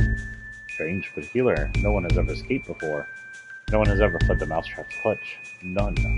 I gently pushed the lid of the chest and peeked through the aft. There were 5 goblins wearing the suits of armor, unlocking the gate and about to make their way inside. One of the goblins peeked around the room, jerking his neck as he appeared into the shadows. Captain, what if it was actually a mouse this time?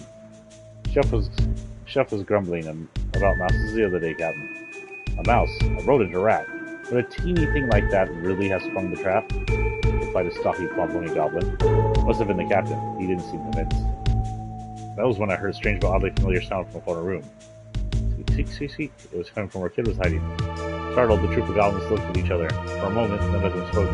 Eventually, the goblin captain rubbed his chin through his jowls and offered his thoughts. Mouses. I'm sure Chief was complaining about cats. Yeah, meow, that voice again. Again, silence. Goblins only looked at each other. Funny you should say that, Captain. I heard the other day there weren't mouses or cats. It was a hector. An awkward silence followed. In my mind's eye, I could see Kid racking her brains to work out what a hector was. I smell a rat. Oh, she's a thief. Followed by the captain's lead, the guards reached out for their weapons, and then... Heck. Ren a heckeran. Listen, it really is a heckeran. By heck, that proves it. The goblin guards grinned and nodded at each other. Cheeky little devil, surprised me there. Let's get out of here, boys. The goblin filed out the vaults. I breathed a sigh of relief. What the frick just happened? And then they came charging back in again with a mighty roar. There's no such thing as friends. What? You sneaky little buggers, roared Kid, leaping out from behind a pile of gold coins. You're ones to talk, thief. Brandishing their weapons menacingly, the goblins moved slowly forward, forcing Kid into a corner. I quietly eased open the lid of the coffer and slipped out. Can't leave you anywhere, can I? I muttered to myself. I knew Kid could handle herself, but I didn't fancy see her Aussie against a whole troop of belly on guards. For a moment, I wasn't sure what to do, but then I had to save Kid. Right, I had to save Kid. There was no way I was going to abandon the friend in need. Even if it facing off against a group of 5 goblin guards, I'd find a way to come on top. I hoped. I drew the knife from my belt and leapt in the middle of the room. Hey, snot for brains is over here. The goblins all turned to look at me at the same time. 10 beady, cruel eyes were staring daggers at me. And you could have stabbed them in the back, but whatever. Fool. In a hurry to die, are we? I gulped and wondered if making a run for it might have been a better plan of action after all. Ah, humans are so stupid. Apparently that was French. Goblin Captain chuckled and licked his teeth. Yeah, this one's got a death wish, all right. Why else would he be so stupid as to come after Lord Leek Thresher? Ha, that's a first, being called dumb by a bloody goblin. You're acting tough when you're crying. Your mom? Yeah, Mom Veda, judging by Kid's response. She wasn't feeling massively threatened. And you tell her it was a kid who kicked your teeth in.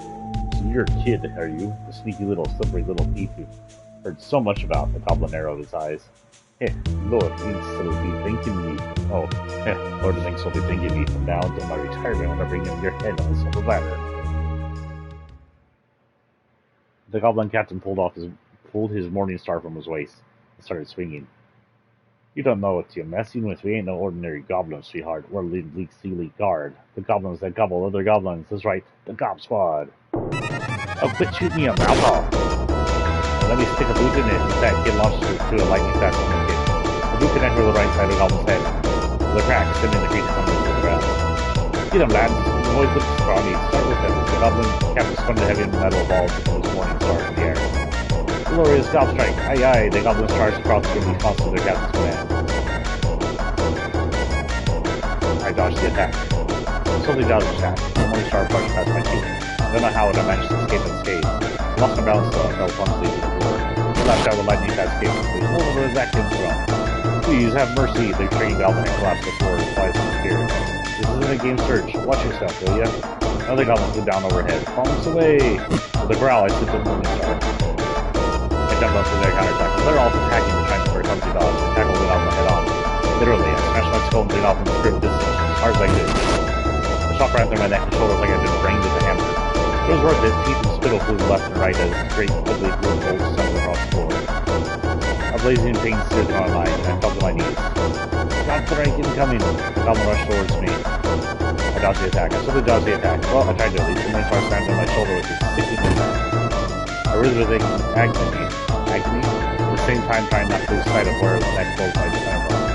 Yeah, that's the spirit spawn bag. I ain't done with you yet. And then just thundered up a black wind and surged forth like a fury tempest. How does a human nose smell like that? Who are you? The goblin quickly silenced as the Russian went toward it, and then collapsed to the floor of the final street. As I looked down at his victim, his expression never changed.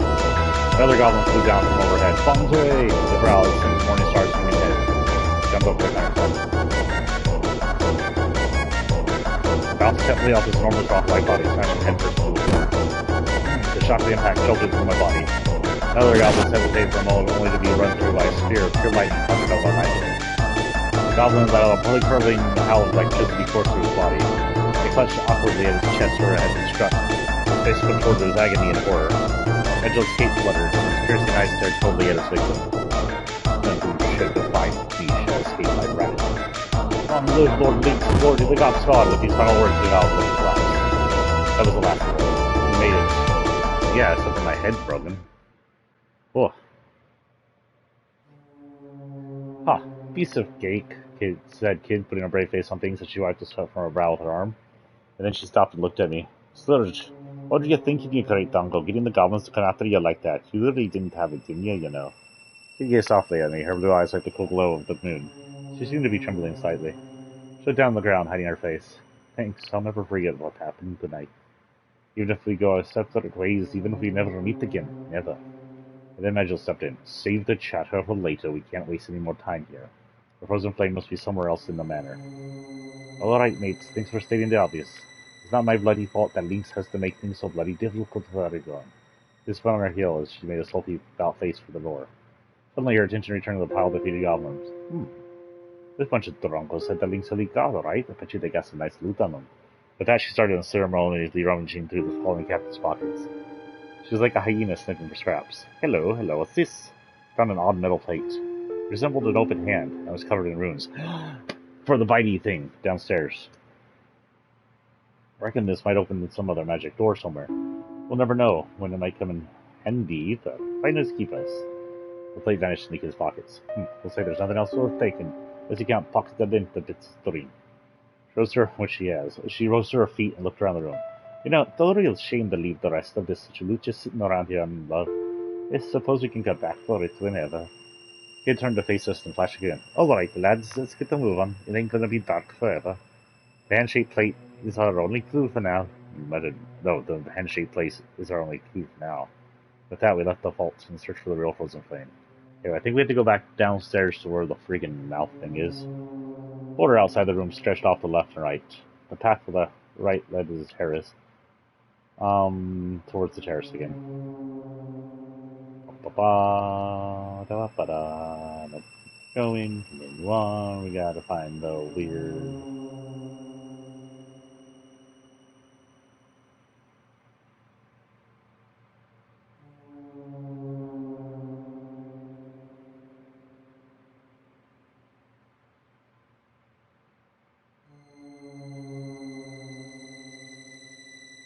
On the stairs.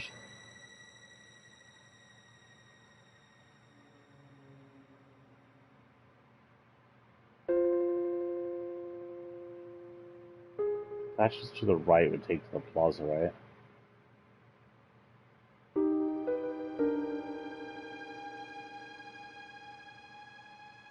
Oh no, this is, we turn back. This isn't the right way.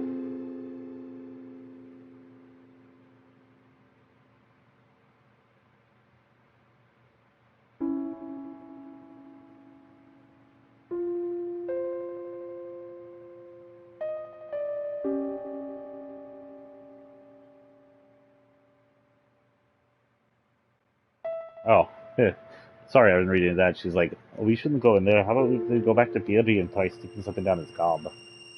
Now she pulled a bundle of odds and ends. Do I have to? I asked, knowing the answer, which probably was just the well, could only glare at me in response. My hand hovered for something, chose a hand-shaped plate. With the hand-shaped plate we found. After taking another look at the runes, I was no longer working out what they might mean. No closer look working out what they might mean. Here goes nothing. I stuck the plate in the mouth. Truth's marble wall. As soon as I did, the eyes rolled upward, and the wall gave a light judder. A low rumbling sound came from the sculptor's mouth. This, indeed, is the ultimate truth of the universe. Did you hear something? Yeah. I watched the mouth of truth in confusion. His great marble tongue rolled out, almost like a snake. He coiled around the plate, seizing it, and pulled it deep inside. What's going on? In a panic, I looked for Nigel for answers. It seems as if this ineffable truth of the universe had left even the mouth of truth tongue-tied. Nigel answered in the usual deadpan manner. I think he might even have been trying to make a joke. Hang on. So that plate thing, you revealed the truth of the universe, and you went and crammed it down Dearly's gullet? You realize how much we could have sold that for? She had kicked the floor in frustration and snapped her finger. And then drains on all sides of the room suddenly opened wide. The red water formed eddies as it sank away. Helpless, the pteranodons were washed away with the current. Soon only trickles of the water were left, slowly dripping away. Well, that's a stroke of luck, ain't it? Guess we won't be sleeping with the fishes tonight, turned Kid, looking at the empty pool. He crossed the drained room, making for the exit on the other side, and pressed on. Yay, we made it. I don't think we'll need to go back for anything. Don't think there's anything back there. Rattle. Just stop this. There's something there. I listened craftful. Rattle, rattle. A figure appeared in the darkness on the other side of the corridor. It's a skeleton. We readied ourselves for a fight. Come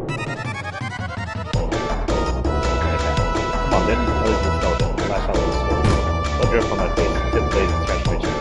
Keep it, jump back at it. Oh, you brought your brown trousers, grumbled Kid. He spread off against the skeleton. He threw the sword he was carrying into the ground and took a step forward. Then it twisted his body into a strange pose. Wait, is it doing what I think it is? He proceeded to contort himself further, adopting a shape that could only be described as highly suggestive. For a moment, no one knew how to respond. Bloody hell! What should we do? Wait, Kid, look at that. Mitchell seems completely bewitched. There's no way he's going to use those in the state. What are we going to do?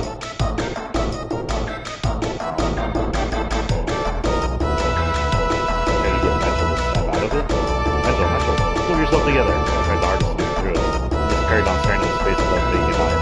What the heck is wrong with him? What kind of weirdo gets his head thrown on by a bloody skeleton? Another Kid, turning back to face our foe. Well, it can't be helped. It's only a bag of bones who can handle this. She leapt forward towards Kid. The skeleton brought down his sword. Kid nimbly dodged with a sight that to left. Then she took advantage of it for a moment and kicked to the right side. Well, and his spine close to the waist. Crunch, the bone shattered, separating the skeleton into two halves. You did it! Kick the cake! The skeleton wasn't quite done yet, though. Supporting his upper body with his left hand, he quickly picked himself back up. And then, with his right hand, he flung the sword at me. Special left. I tried to shoulder myself out of the path when I was before. But a slice of my thighs was too fast. Fell to my knees. Take this! He rushed the skeleton and stabbed his soul. An almighty Kid. The bones of his upper body covered the floor of the ladder. Then finally, the creature lay still.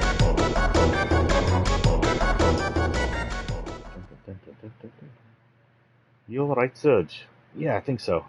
That's dealt with now. Kid turned the attention back to Neil. Can't believe this dongo, though. Though actually brought her fist down on his head. Maybe that'll wake you up now if you're down here. Let's get a bloody move on. What was I... Oh, ow.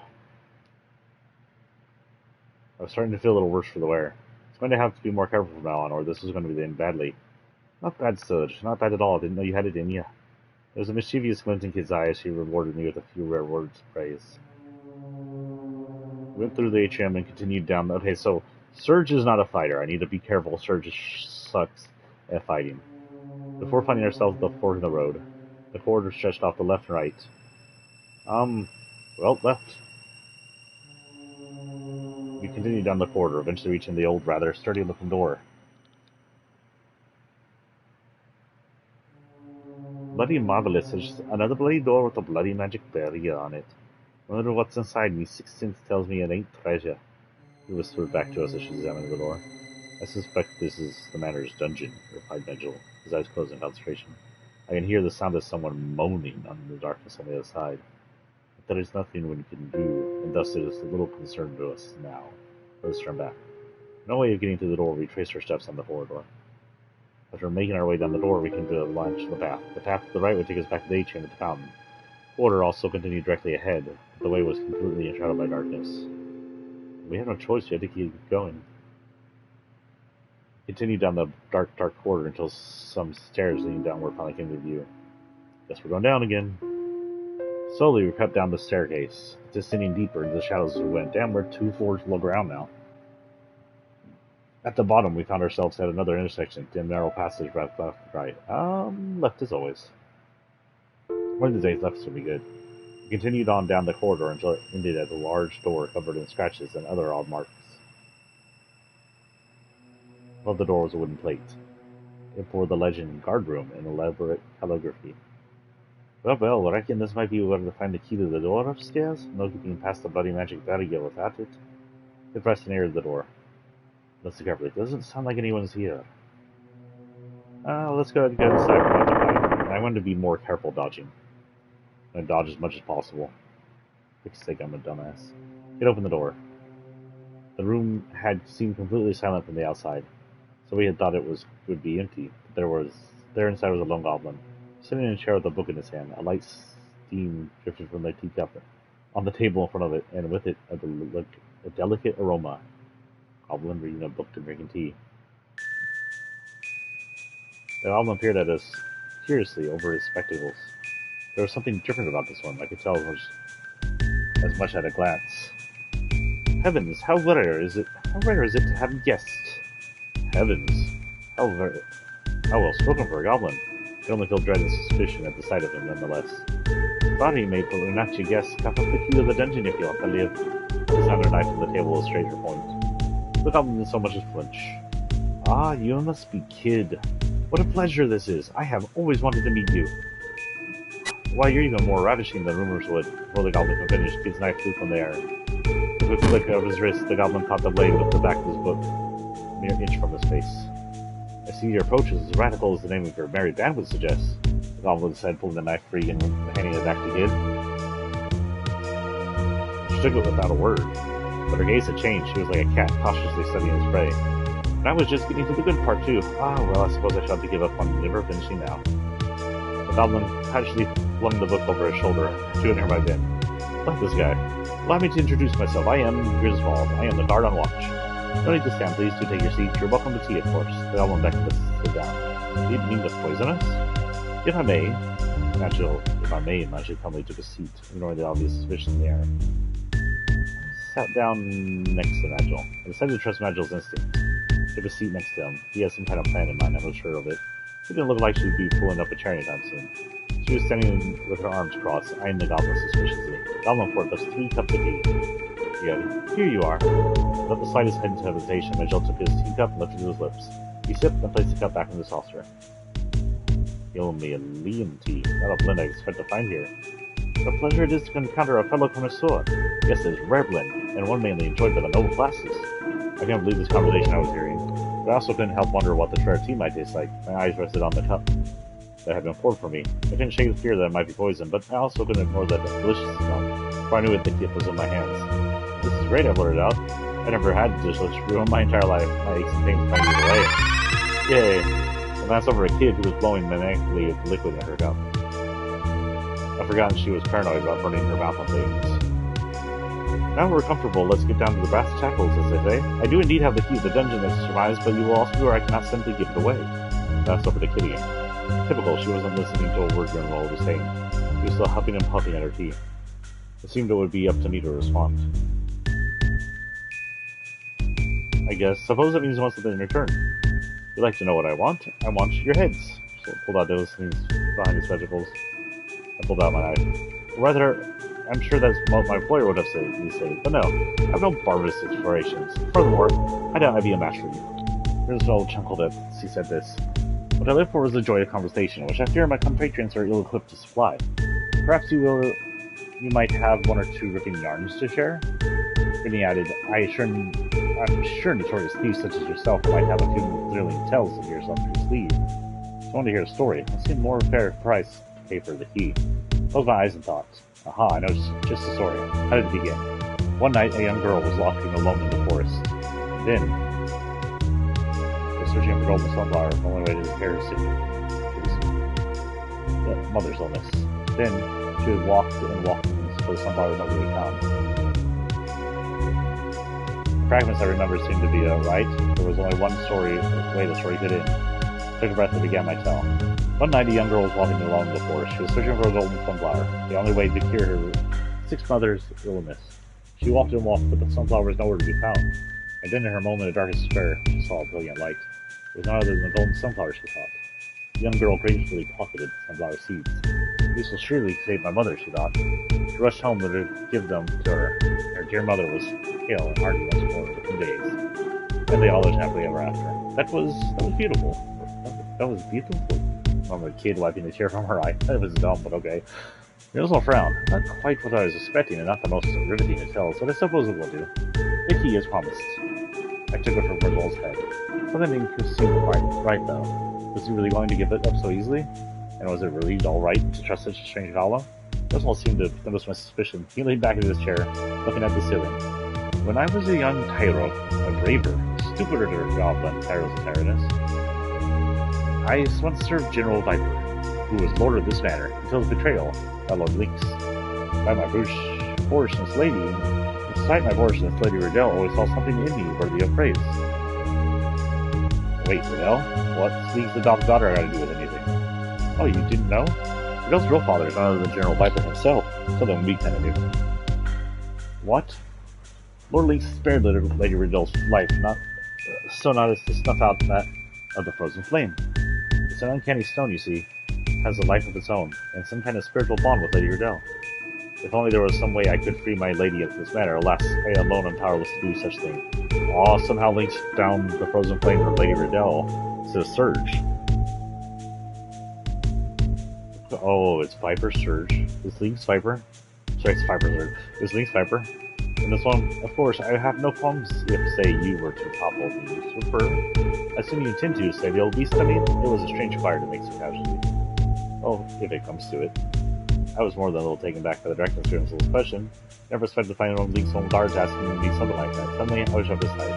Well, if it comes to it, we're going to kill him tonight and kill him good, of course. And in exchange, I'll have some more, what is that, tea take with us. The teller hands for his walked off an answer. I suppose I bagged his chair. Grimble shuffled awkwardly in his seat as he retrieved it. As ever, I was impressed how his unsurprising attitude and willingness to speak her mind seemed to always get her what she wanted. Go on, sir, sit tight and leave the rest to us, mate. Stowing the bag under tea in her pocket, Kid took the job. You can trust me, I'm gonna be well. And with that, that might have been the biggest lie she'd ever told. Right, let's get moving. She made for the door with a spring in her step. We left the room and Grim's all behind. We have a key now to that other door. So we'll go straight across again.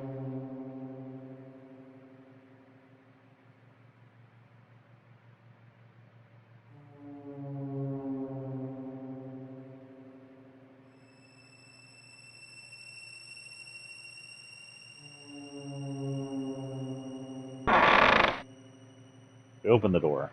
It's really nowhere else to go. Finally, this is a small kitchen. Must be for servants, commented Nigel. Scanned our surroundings. A basin for washing dishes, cooking utensils, some food made ready for tomorrow, and a mousetrap. Looked like any other commoner's kitchen. He walked over a large pot filled with food and peered inside. Looks like tomatoes, lunch. Want to try some, Surge? I respectfully declined. I made my excuses as politely as I could. Kid clicked her tongue in disappointment. All right, then, you want some mag? No. Fine, well, if you're afraid to try it, I ain't touching it either, he said, turning her back on the pot. Suddenly a little voice rang out. You there, the young man with the braid.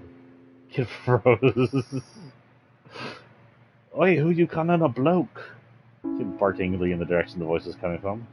The mouse was looking up with eyes like saucers from the inside of a mousetrap hanging from the wall in the corner of the room. Well, I am sorry. You're a young lady, I see. The mouse bowed his head in apology. Please, kind young lady, you must hear me out. The mouse put up his paws together and stared pleadingly at the kid. I left the nest to find food for my mother, but as you can see, I managed to get myself caught in a trap. If you leave me here, I will surely be eaten by goblins. It eyed the little creature suspiciously. I beg of you, please free me from this trap. My mother is sick, and she'll be terribly worried about what has become of me. The mouse was clearly begging for his life, but there was also a odd little glint in his eye. He was shrugging aside. I guess we can't just leave you to the rot. Hold still and let me get you out of there.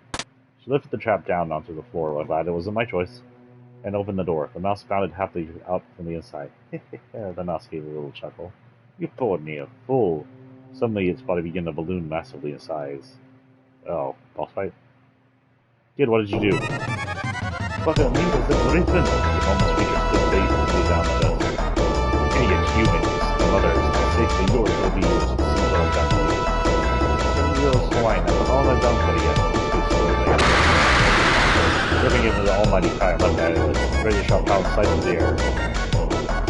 I ducked to dodge the attack. Not off guard, I turned my best to dodge the attack, but the blow never came. The griffin suddenly lost its balance and came crashing towards the ground. Oh, bother, I'm too hungry to fight properly. What on earth? I breathed a sigh of relief, running a hand down my chest. Alright, little mouse. Alright, little mouse, now it's time for the real show to begin. Kid walked up to the griffin, cracking her knuckles. Please, kindly young lady. It was all a misunderstanding, a terrible misunderstanding. Panicking, the creature leapt to its feet. You can't kill me, I have useful information. Let me go, I promise I'll tell you everything I know, everything. Yeah, I know how much a promise from the likes of you is worth. I took another step towards the griffin, not skipping a beat. Rock, please. He kept coming. The griffin kept shinking away. Enough. Nigel called for him to stop. Let's hear it. Oh, thank you, kind sir. Griffin was beside himself with relief. Spoil my fun, why don't ya? Grumbled Kid, having as she turned away. Listen well, O merciful Savior. Right thrice. Oh, shit. Oh, I have this on my phone. I can just screenshot it. What am I thinking?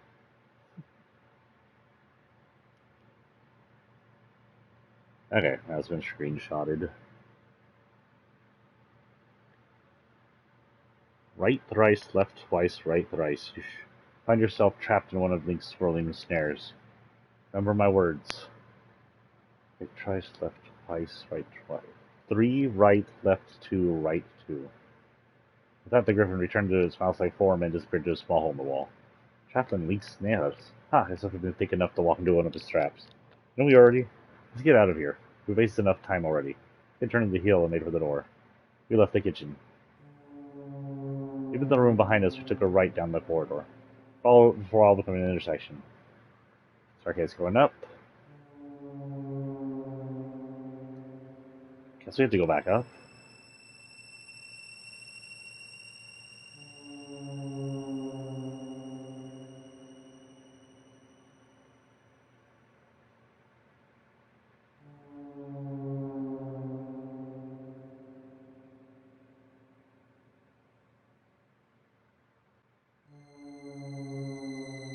That's left to take us to the atrium with the fountain.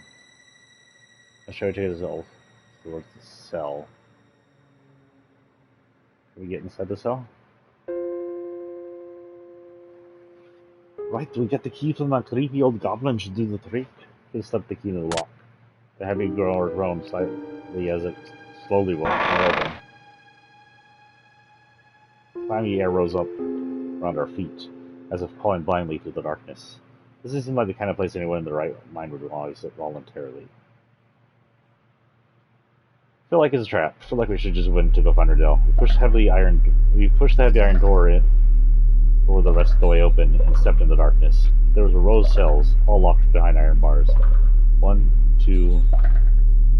Oh, come over, Milgid Zonda. Forgive me. Please, please forgive me. You heard a voice from the third cell, whimpering and crying pathetically. I strained my eyes and looked inside. Faintly, in the darkness, I could see something that looked like a man sitting on the floor. So was the source of the voice. Oh, you're right, mate, Kid called out to the figure. Forgive me, it's all my fault. It's my fault. The Dragoons never deserved this. General, Lady Riddell. Oh, is this the old man? Oh, forgive me, I beg of you. The man didn't seem to respond to us at all. He sat facing the wall, begging forgiveness for who knew what. Hello, can you hear me? Asked Kid, trying again. There'll be no getting through to him. His real self will have long since retreated inside the shell he has created, said Megil, cutting her off. Shell, what do you mean? I asked. He has built a shield around the core of his psyche in order to shield himself from the truth. He is running from something terrible, or something. He has seen something, or been through something, or has done something. And so he has created his own world on the inside as a final refuge. The outside world is lost to him forevermore. I looked at Magil in surprise. I detected a hint of unspoken sadness in his words. For some reason, he was looking at Kid, watching over her as she stared at the man in the cell. Seeming to notice my gaze, Magil turned back to face me, assuming his usual emotional expressions once more. We live in a world of sorrow, sorrow and foolishness. It's only inevitable some try to escape it. But despite his hard words, his eyes retain a certain softness, his steely gaze giving way to a gentle light. Do you understand? I don't think so. I gave him a slightly evasive answer. You seem confused. I don't blame you. You'll come to understand eventually. Angel looked at me and Kid. What was all about? I wondered. We're not going to get much out of him. He's miles away. Let's leave him be and try someplace else. Kid made for the door of the dungeon. Wait, called Angel. We must find some way to get this man to speak. What for? I mean, he's speaking already. Just none of it makes sense. What do you after? Some things he said piqued my curiosity. You mentioned the Dragoons and Riddell too. You said Dragoons are ancient history, snapped Kid. Besides, how can we trust anything he says? He's clearly off the rockers. She had a point. The old man had long since cut his ties to the real world. What did Magil expect him to say? Without missing a beat, Magil replied, "We simply have to bring him back to reality." How are we going to do that? Do you want me to do a little dance for him or something? See if it gets his motor going. Oh, please don't. No, please don't do that. I'll work for him. I'll freaking something. She's gonna hit me. What are you saying? Her eyes narrowed threateningly. You don't think anyone wants to see me dance? Is that it?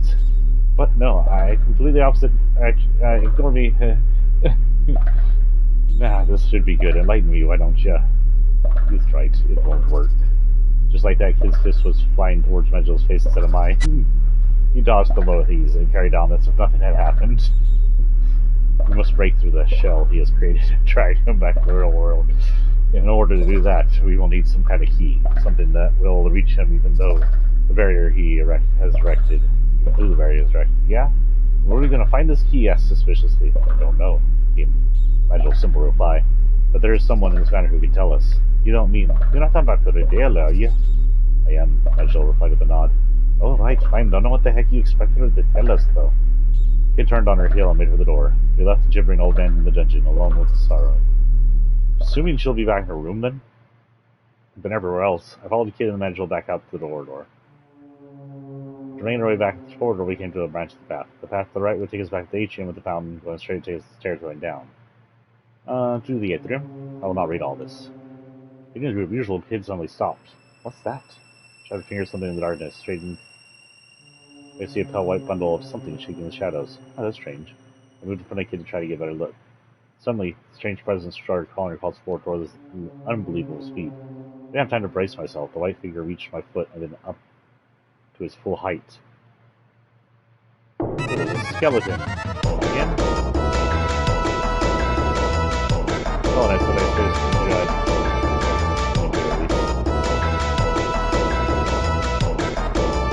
situation. Elvin stopped and stooped over and leering at me. I was stunned by the strangeness of the gaze from two black bits of the skull. Then, I let and before I could react. I let out a scream. Its rib loomed down in front of me. I shoved hard with both hands, desperately trying to loosen the from holding it out, taking on my head with both arms. It sent it crashing to the ground. I clattered to the floor and piled of jumbled bones, but then I noticed the head was nowhere to be seen. Surge your hood! I reached up and started to find the skull at a time in my hood. What was I going to do? Grab it? I tore off my hood. I panicked. I tried to pull off the hood, but my hands were too soft. I could only clap my hands at the skull uselessly. Then I heard my jaw snap at me. Stand still! Crack! My head exploded with a start, and my jaw fist slammed into the back of my head. I gasped, and for a moment I thought I was going to pass out. The skull, meanwhile, shattered into pieces like eggshell. Bits of broken bone scattered down to the top of my head. The rest of the skeleton froze, and it changed, fell apart. The bones lay motionless on the floor. Speaking skeleton, was that the same one as the last one? Nice one, Mag. Yeah, thanks. You didn't have to kick me in the head, though. Oh, yeah, thanks. You didn't have to give me the head, though. We're finished here. Let's get moving. Ow. Ooh, I taking a few knocks, but I was alright. A scare or two wouldn't stop me. Not bad stitch. Not bad at all. Didn't know you had it in you. Oh, another one for that one. There's gonna be a skeleton every time we come down this damn corridor. The corridor was dark and clammy. We pressed on, and soon the entrance to the atrium came into view.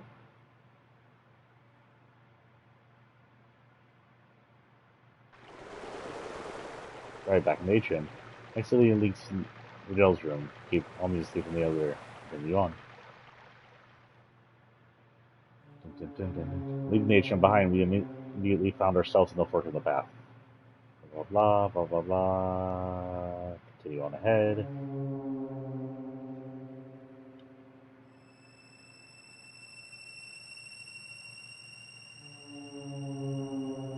Outside, we have to find Riddell wherever she is. Find ourselves in a tidy and welcoming room. Knickknacks and curious dotted with blah blah. We know this one. Is someone there? Came the voice of the young woman. We shrank into the shadow. Oh, she looks different. The woman appeared from the deeper, because she's been taken from Piper and now dressed, I guess, as a league small surgeon. She was lightly made up. A gentle, unthreatening air about her. It was Linsader. Strange, I'm sure I heard someone. I was at a loss what to do for a moment, but before I had time to do much more than hold my breath, the kid already darted over. And thrust her knife out, stopping the blade only a hairbreadth from the woman's neck. With the frozen flame, answer me. The voice came out as a harsh growl. Rushed to hold Kid back before she heard the poor woman. Kid, do we really have to do it this way? Shut your trap, Surge. Riddell couldn't help but giggle as she watched us bickering. What are you laughing at? Kid shot Riddell a harsh look. It's just, you don't seem like thieves at all. You little, you want me to cut you, girl? I'd be surprised if that knife could cut anything. For a moment I felt faint, imagining Riddell on the floor covered in blood. Then cling. Kid had thrown her knife to the floor, and I saw that it was only a letter opener. Huh. Didn't think you noticed.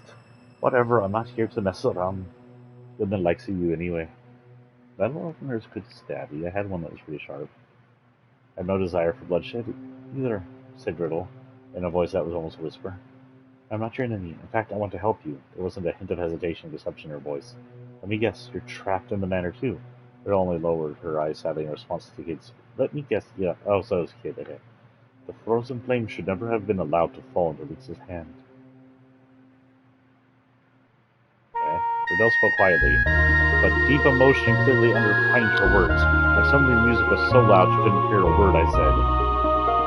The flame was once the property of the ancient kingdom of the north. We kept it for generations, Guardian. It was said to have an uncanny power to guide people and change history itself. After the kingdom fell, the flame changed hands countless times, until eventually it came into my father's possession. That was before I was born. I wonder if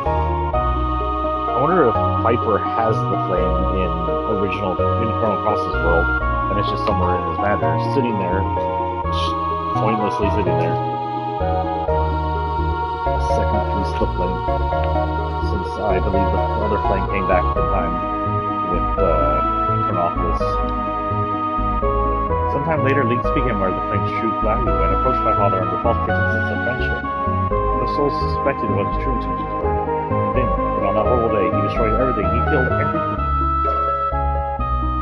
Riddle shook her head and buried her face in her hands. I don't care about the frozen flame. I don't care about the stupidly cursed stone. So she has access. Okay, so she's connected to the original frozen flame, though the past frozen flame from Chrono Trigger, not the future frozen flame. It means nothing to me. I just want to take it away from Links and smash it to pieces right in Chrono. And only we can make that happen. Riddle looked up the surprise as and only we can make that happen. Riddle looked up the surprise as Benjamin spoke. No one else in this world can see said true things. Riddle stared speechlessly.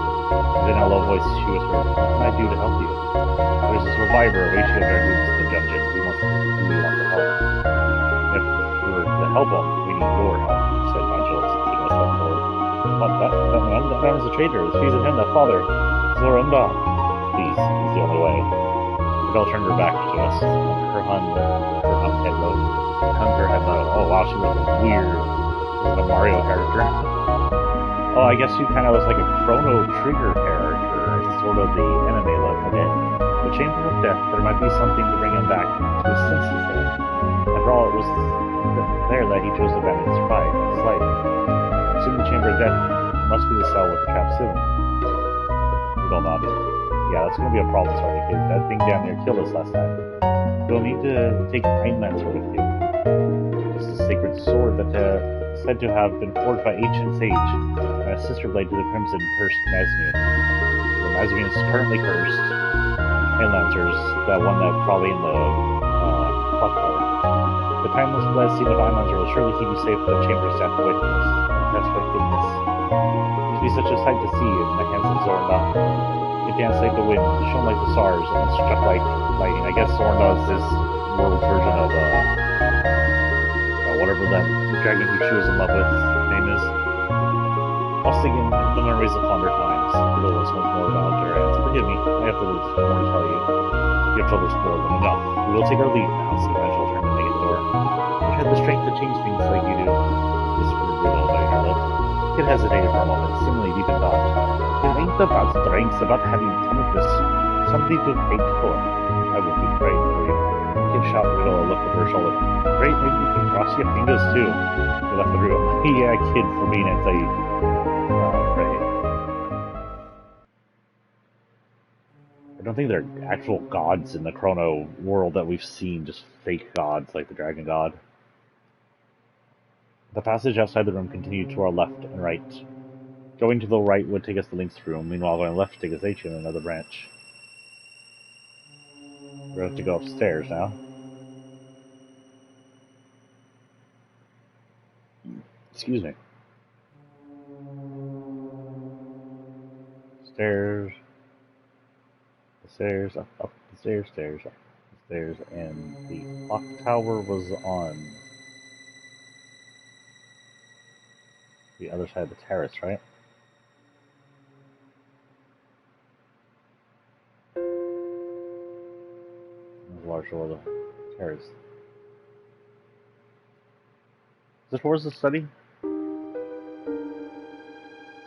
Oh no, it's just a study then. We turn back.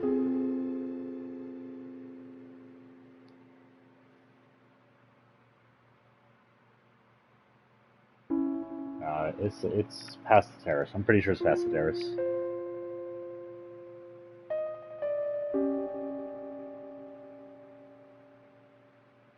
Right here is the clock tower.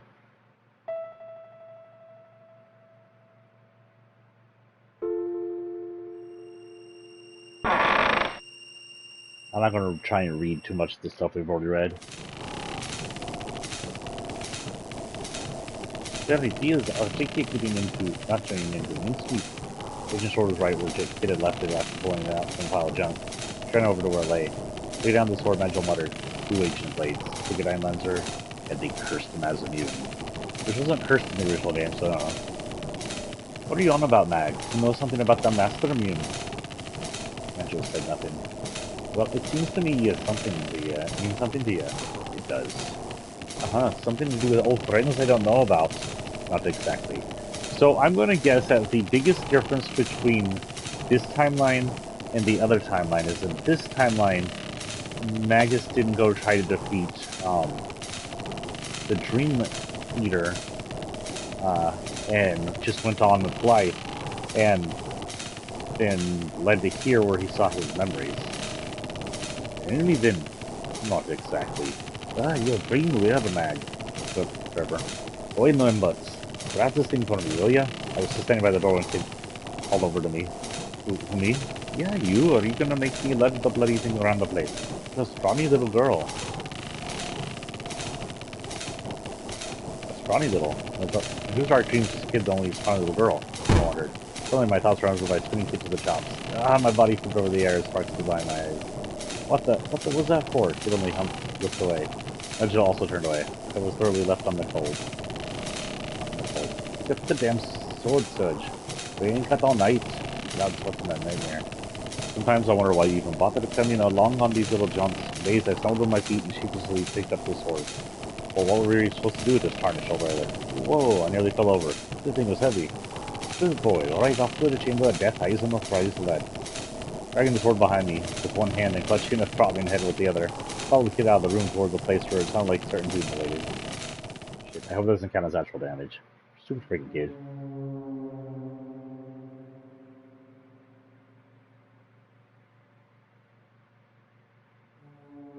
Down the path. I don't know the freaking skeleton.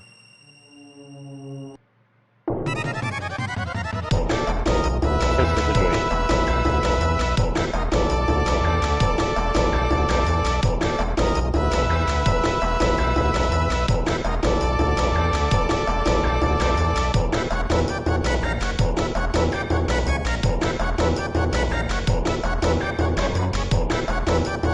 Come on, then I charged the skeleton. Took advantage of the opening period when I had raised the sword and started like this. Fine. There's a lot of cracks on the snap and started closing. Just a second later, Kid landed on that skull on top of the house. The skull shattered, the skeleton immediately came to a halt. Guess you can fight that very well. We have to see this skeleton. Kid turned his attention back to Nashville. Can't believe this Drongo, the black. She brought her fist down hard at his head.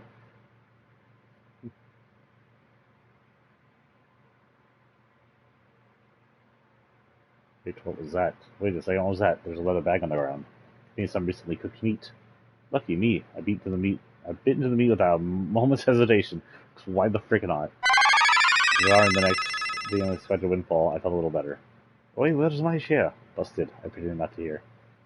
Ooh, taking a few knocks, but I was alright. A scrape or two wouldn't stop me. Maybe you ain't such a drongo after all. Just goes to show. The old widow can make something of himself, so better put their mind to it. You guys can leave me, chief. Sure you say that?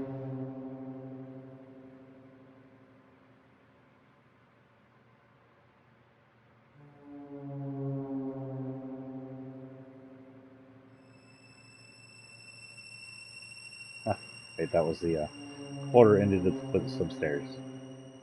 Blah blah blah. Going back up to the death room.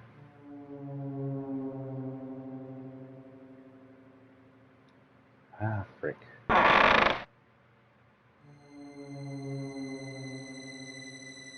Well, this place is just creepy as I remember. Lovely. She was looking at the stains on the wall. The ceiling had been pulled back up. But that was no reason to leave it. Might not come grinding down again. In a moment. Bear in mind what Riddle had told us the room was called. It was definitely somewhere we wanted to linger. It wasn't somewhere we wanted to linger.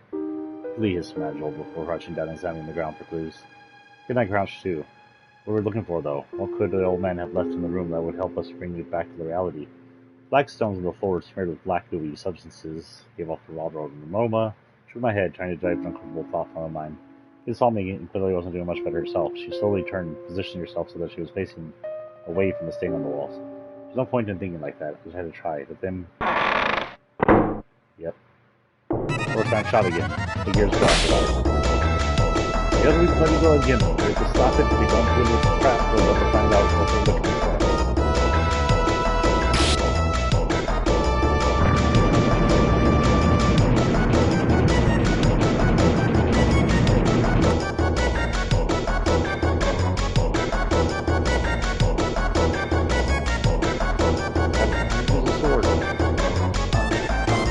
Punch the sword in the kid. Alright, this is really free cash. Smash it soon. I jabbed them while they were up on the wall. I'm like, delaying. Looking to put down the plate, slash it down above the ground. Ow, my hand thumbed from the shot, coming the king. I punched the sword into the ground. Nothing stabbed kid there. I drove it on the floor with all my might. A shock ran through the room. Beams of light flattered from the blade, carving the floor or walls, and then racing outwards. Suddenly gave an almighty judder and stopped. We made it. I sank to the floor helplessly, my heart racing. Hey, what's that? Kid was pointing to the part of the wall. It was where we'd seen the message written in blood. Guess we found what we were looking for. Part of the wall had collapsed, revealing a cavity behind what looked like a piece of solid stone. Inside, I could see something glinting faintly in the darkness. Kid reached with her fingertips, carefully extracting whatever it was from within. It was a slender ring with a delicately engraved design that looked like overlapping ferns. The ring was adorned with several small rubies in a pattern that resembled a bunch of grapes. The Christ of Asia, this must be the Asian signet. She put the ring in on her middle finger. It was sat uneasily. This seemed to be her size. The rubies gave off an eerie glint. Right, let's not spend any more time in here than we have to. I managed to foil the trap and retrieve the Asian signet. I left the analyzer as it stood, and we exited the room. With Kid in the lead, we headed downstairs. We went down the stairs and continued straight ahead. Eventually, blah blah blah. Continue on. To make it downstairs again.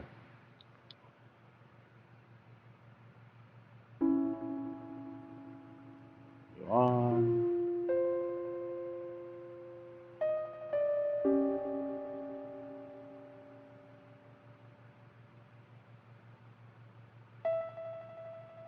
Go down the stairs. We have to go back to the whatever the frick is called. Plaza.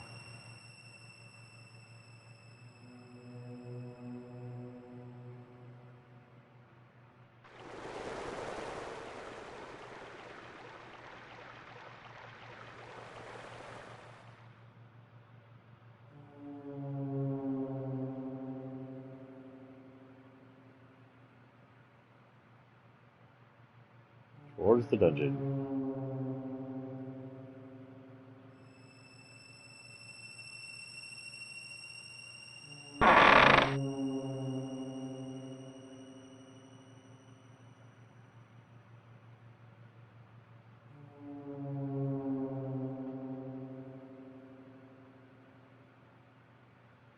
Magus freaking pulled. I'm not reading this. Magus freaking pulled the bars apart. He stepped into the cell through the gap, and Kid and I followed. The old man was exactly as we left, and staring in his face and muttering meaningless words. Kid walked over to him and crouched down. She grabbed him by the collar and yelled, "Wakey, wakey, granddad! Got a few questions for you here." And Kid eyeful this ring any bells? The way the Asian stood in his face, shaking him roughly as a while. The man's whole lulled as he limply allowed himself to be manhandled. I stepped between them and I half smedged this make Kid stop. I looked at Angela in horror. Is this how we're going to break the show? Fear not, this approach is as good as any. But do we even have the right to drag this poor old man back in reality like this? Hasn't he suffered enough? I'm prepared to do anything to achieve our goal. Angel stared right through me with an ice-cold gaze. Ah, an Asian signet, symbol of our vows, bestowed only upon sworn Asian dragoons. A low voice for almost a moan. I spun around in surprise. His eyes began to cloud once more. So my former allies have finally come for me. I am to blame. It is because my indiscretion that the frozen flame was stolen, that all of Asian dragoons and I, and that of all the Asian dragoons and I remain here in the manor. But now all is well, for you have returned. Oh, Melga Zorga, where have you been all this time? Did you return to Lake Stoic? Never mind that, Granddad. Never mind that, Granddad. It was the frozen flame. Give us a clue, anything. Come on, that's with it.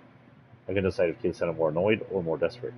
The frozen flame, the old man looked momentarily confused, and then a wan smile crossed his face. My word, Lady Riddell, it has been far too long since last night of pleasure. Well, you need only to turn the third candlestick from the left. Third candlestick from the left as you enter the main hall. That will open the underground poultice, you know. You know, Kid wrapped her arms around the old man and held him tight. Then in a trembling voice she whispered, I'm sorry. I promise we'll put it back. God. The old man recoiled in horror and began to sob once more. I am to blame, I am to blame. It's all my fault. Forgive me, forgive me.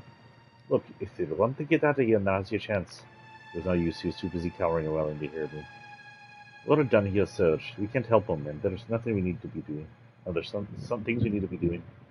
Thank you, I whispered to the old man, following Kid in that job at the dungeon. After making our way down the dark corridor, we came to a branch of the path. The path to the right would take us back to the atrium. We need to go to the main hall.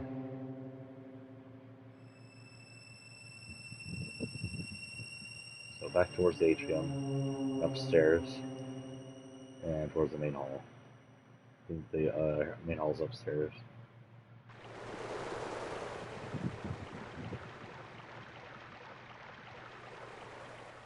Ooh, how long have we been on this?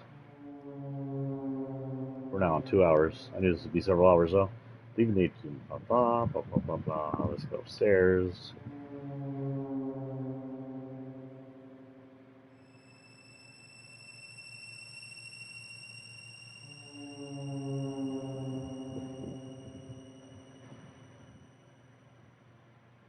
To the main hall. It's one of the first places we went to.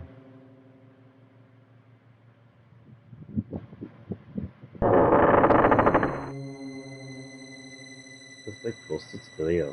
Instead of the main hall.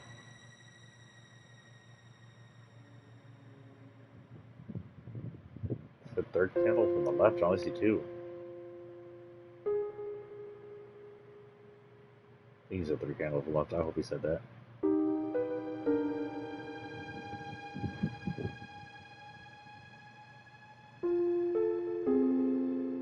Oh, she said it too. Third candlestick from the left, whispered Kid. 1, 2, 3. There. She reached out towards it. Held her breath as I watched. Say ya, players, the links were coming for you. Kid turned the candlestick. The room trembled with sunrise and make rumbling. Sounded as the massive gear was turning. Exact. The moment after that strange sensation, the spot floating. Do you feel that? It started to stagger. The entire room seemed to be moving downward. The entire room seemed to be moving downward. She never quite found it. I couldn't quite believe it, but I also couldn't find it from downward motion. The main hall was sinking into the earth. Giant elevator. And then another rumble. Rapidly accelerated. Felt felt driven on my back. My heart filled with a mixture of fear and anticipation. I was waiting for us down there. I was looking flame. I was doing this little adventure.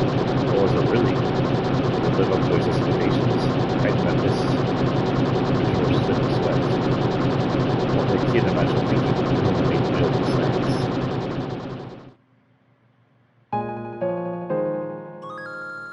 As I've been responsive, I thought a quiet voice came from next to me. Sometimes this kid, I looked over his ear, standing stiffly, staring forward with her hands clenched in the fists. Sometimes I feel like I'm stuck in a losing battle. I fight out never win, no matter what I do. It's a side of her I never witnessed before, even from this angle. I could see fear and doubt flickering across her face. I felt a tender sting in my heart.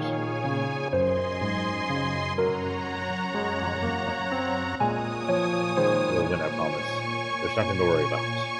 We'll win in the end, I promise. Chrono. She gave a gentle smile. Can't promise anything this little search, so I don't know guarantees. But thanks anyway. She grinned again, seeming a little embarrassed. I looked straight in the eye, and I had the strangest sensation. She wasn't kid, or not the kid, not the only kid anyway. I was overwhelmed by the inexplicable oddness of the idea. She noticed immediately, of course, and a little moment was over. The kid I knew was back in the room. And dickish flies, mate. Sorry, it's just that for a moment there, it felt like you were someone else. What were you on about? She gave me a confused look, tilting her head. It must be because we're drawing near to the frozen flame. Angel's voice, as soft as ever, slipped up in the shadows. Oh. Nigel must know who she is. I'm assuming Nigel's Magus still, because he seems to be like Magus and Guile in name, and has adopted the looks of both Magus and Guile. Kind of sad that I didn't add his story into it, but I guess this is his story. Yeah, what the heck are you two on about? He turned towards him with another puzzled frown. There's another self within you, struggling against the pull of the abyss. Scala. What has she been talking about? A crash split the silence as if we collided with something. Screech, a loud metallic scraping filled the air. The room rocked and finally came to a halt. It was like the end of the line. I'll change. The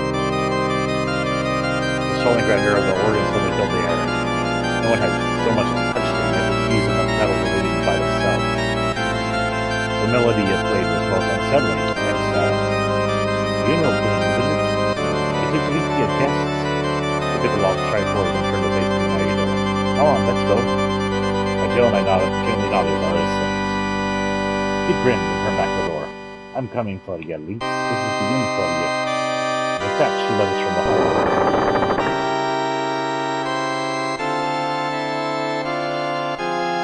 Continued down a long, dark corridor. The walls thick with condensation. The air was thick and heavy, as though ripe with the stench of death. We're really getting close to Link's hidden vault at last. Was there anything turning back for any of us? There was something strange about Kid that night. Nigel didn't seem to be his thought either. To begin with, it made initially rare for him to speak so much, let alone show any kind of emotion. What happened to make him change like that? Unable to take into the silence of why I decided to speak. I would ask the questions that had been on my mind all night. What is the frozen flame? Is the frozen flame really just a jewel? The one sounded to return my goodness. I don't identify at all in the jewel. Low voice echoed in the corridor. It is a sacred stone that cures all ills, heals all wounds, and grants eternal life. Or some still believe. In truth, it is a part of a tremendous rock that fell from the skies long, long ago. The rock is the source of the hitherto unknown power, with which mankind's hidden potential was unlocked. You say it's humanity's dream made manifest, but it's not always good to have one's dreams come true. Many were bewitched by that great power, some were led astray, and even led to a kingdom's ruin, a kingdom once prosperous, and now little more than fragments in the dust, its name lost to history. For a moment I thought I heard a hint of pain and sadness in Nigel's voice, but maybe it was just my nerves. Hey, how do you know all this, Nigel? He said nothing. He only stared at me with his piercing dark eyes, and then continued on with the silence. For a while, only the sound of footsteps echoed in the corridor. He could give a doubtful hum. Look, I don't know if all this stuff about the frozen flame is true or not. It's neither here nor there for me. Raise the fist.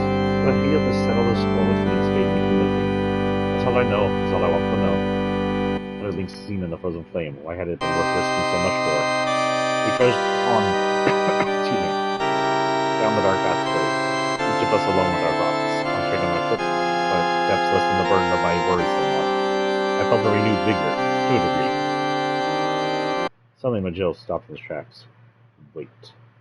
Huh? He turned around, puzzled. Just then a powerful light surged across the floor. A ring-shaped sigil appeared. Damn it! A blood circle!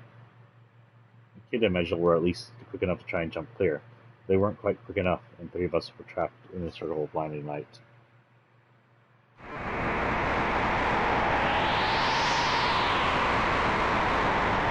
I got surged to look weird. Other surge is gone. The issues were located left and right with us simply cutting off all routes of escape. God, we're trapped. I A wall of heat and wind blew up around us, swirling lines of spiral and light us help us never return. Let the light memorize you. Cover your eyes, shouted my jaw, raising my hand over his mask. Turn with the light, up against it. There must be a way out. Oh, wait. That's it. I know this one. Come on, open.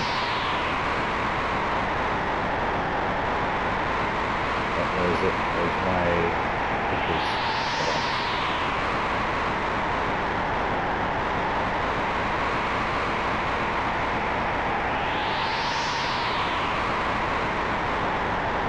Right thrice. Right 3 times, left twice, right twice. What? I can barely understand what's going on. His elbow brushed against the wall, eye-tying us. Then we start flying.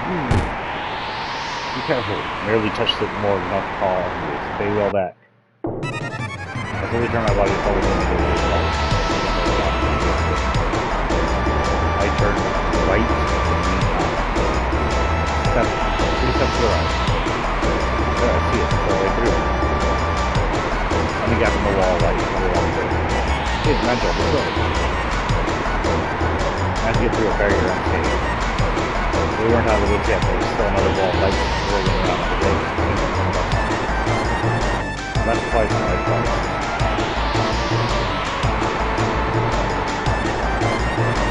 Left twice, right? I think it makes the first step. 2 steps to the left. Yeah, I see it.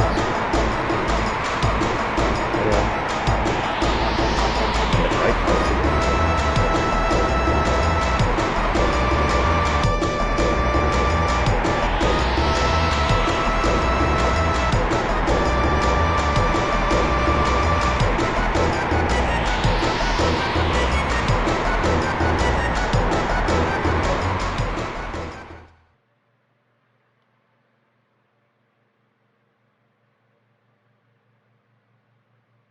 Back to the manager, please. Suddenly my body felt light. I staggered 2 or 3 steps forward. We were back in the deserted passageway we'd been walking down before the blood circle had appeared. The schedule had vanished from the floor and everything was silent, as if nothing had ever been amiss. Then I looked up. Looks like we finally made it, boys. Kate strolled up to the door with a wicked grin on her face. The true frozen flame awaits. Nigel's eye gave a glint from behind his mask like glass, catching moonlight in the darkness of night. Let's go, Kid reached for the handle. No caution with this leaf. So this is the place, eh? Kid narrowed her eyes, straining to see our surroundings in the darkness. Frozen flame looks a little different than what we're used to. Even the frozen flame we see in Chrono Cross is a frozen flame we see in Chrono Trigger. I don't know why it looks like this now. A vast pitch black expanse surrounded us, whatever way we looked. It was as if we entered an impossible vast cave. We were in a place forgotten by time, unknown to the world, hidden deep within the bowels of night. Gentle prism light hovered in the darkness, the frozen flame. Oh, right, now it's ours. Light of flame ebbed and leaned gently as if responding to his voice. What the heck is this place? There's mounds of bloody rubble everywhere. Nigel took a step into the room, said it in a whisper. And it was on his ground. No, it can't be. It is. The ruins, the lost kingdom of ages. The voice drifted down through the darkness from above. He looked up and shocked. Oh, is this the Zeolian area? Lynx, Artikia, we've been are so hard you'll kiss the moon. She pulled a knife from her belt and threw it as hard as she could. I fell to the floor with that playing as if knocked out of the air by some unseen hands. Still the same impetuous child as ever I see. There's no way to greet an old friend. Not me, bastard. He gritted her teeth with rage. You, Shadow Dweller, I'll have none of your tricks this time. You must think me a fool if you believe I'll fall for that again. Nigel, who had quietly slipped in the darkness that surrounded us, stopped dead in his tracks. But this was the infamous Leaks. Infamous Leaks. Ah, he looks different. Slightly similar but different. The Lord of this deadly manner. The man who had murdered the closest thing Kid had to a family, who had assassinated General Viper and eradicated the order of the Nation Dragons. A pleasure as always, my dear Kid. I must say, you followed the trail of breadcrumbs to Lake you had met me closely. I I agree with this. Please. What the bloody... She stepped forward just then. He narrowed his eyes and his lips twisted in a snarl. You know it, kid. Give me this... You know what I'm doing. Give me the stone. The stone? The stone? Did it have some kind of jewel I didn't know about? I don't know what you are. I'm not mate. She just about managed to cover her composure, knowing her eyes squintily at her own foe. Spare me the act, child. I know you have it. I know she gave it to you. Hand over the time egg and now. The what? Whatever it was, I've never heard of it.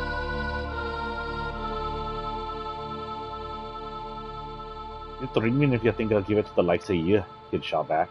It's all I have left of her. I'll never let go of it. Not for anyone. Definitely not for you. I'll tell you what's gonna happen, you bastard. First I'm gonna take your clothes and blame them and I'll ram it down your throat. A cordial young fool, I was hoping this might be a civilized exchange. Alas, it seems my words will only fall on deaf ears, and you are determined to repeat your past errors. He screwed his hand to the grip of the gold saber and hunted himself. Last time I showed you the mercy and let you leave with your life. That was a mistake. One which I mean to correct. Surge, Major, stay back. What? Whose sweet hell was that? He took a step forward, glaring at Lynx, her gaze unflinching. This ends here now. You'll pay for what you've done. You'll pay for what you did to Luca. With a scream, Kid left her there like a bird taking flight. Her foot lashed out and a sighting kick aimed right inside Lynx's head. There was no contact, but Lynx had been here moments ago, and now they were going into space. Kid landed immediately and launched herself back in the air, putting her full force in one end and another. This time, Lynx landed back, including Kid. Footstone path only a hair above themselves. As it overtook her, he lashed out with a staple, carving an arc through there in front of him. He was ready for him, however, and had already jumped back to his safe room. The two glared at each other from close up apart. These two had the decency to prepare a little better than the last time. The red line appeared on Kid's cheek, slowly coalescing into a black glow. Kid! A flash to launch herself in yet another attack. Lynx dodged to the side and then made strike her with the purple foot stable. She moved awkwardly to avoid the attack, losing her foot. Lynx was on her like a bird of prey from she could recover. There was a gasp and a toppled Lynx ghost leaning into the pit of her stomach and collapsed. Steady stream of red dripped from her lips. Will that be all, girl? Lynx gave Kid a merciless kick to the side and her spine. She landed on a pile of rubble with her body rolling away into the distance. Until she hit a large stone pillar, which lay lifeless and still. Kid! I screamed at the name, then charged towards me. Jill was already there. He flew through the darkness, part of the shadows, before crashing out on Lynx, like a bolt from a blue. Lynx jumped back, countless threads of light flew from his fingertips toward channel magic. The droning hum of threads of light surrounded magic, crossing over one another. It spread from a form of lattice of light that gave off a blinding glare, trapped Nigel where he stood. What is this? Nigel staggered, groaning, or something to shut his eyes. It was a simple enough spell, for those inclined to learn it, and one which, sadly for you, leaves no darkness in which to hide. Big Lane cleared at Nigel that had been a screen. You'll have been quite a thorn in my side on that you live long enough to be corrected. Nigel struggled with her. I had to do something. Kid and Nigel needed me. What was I going to do?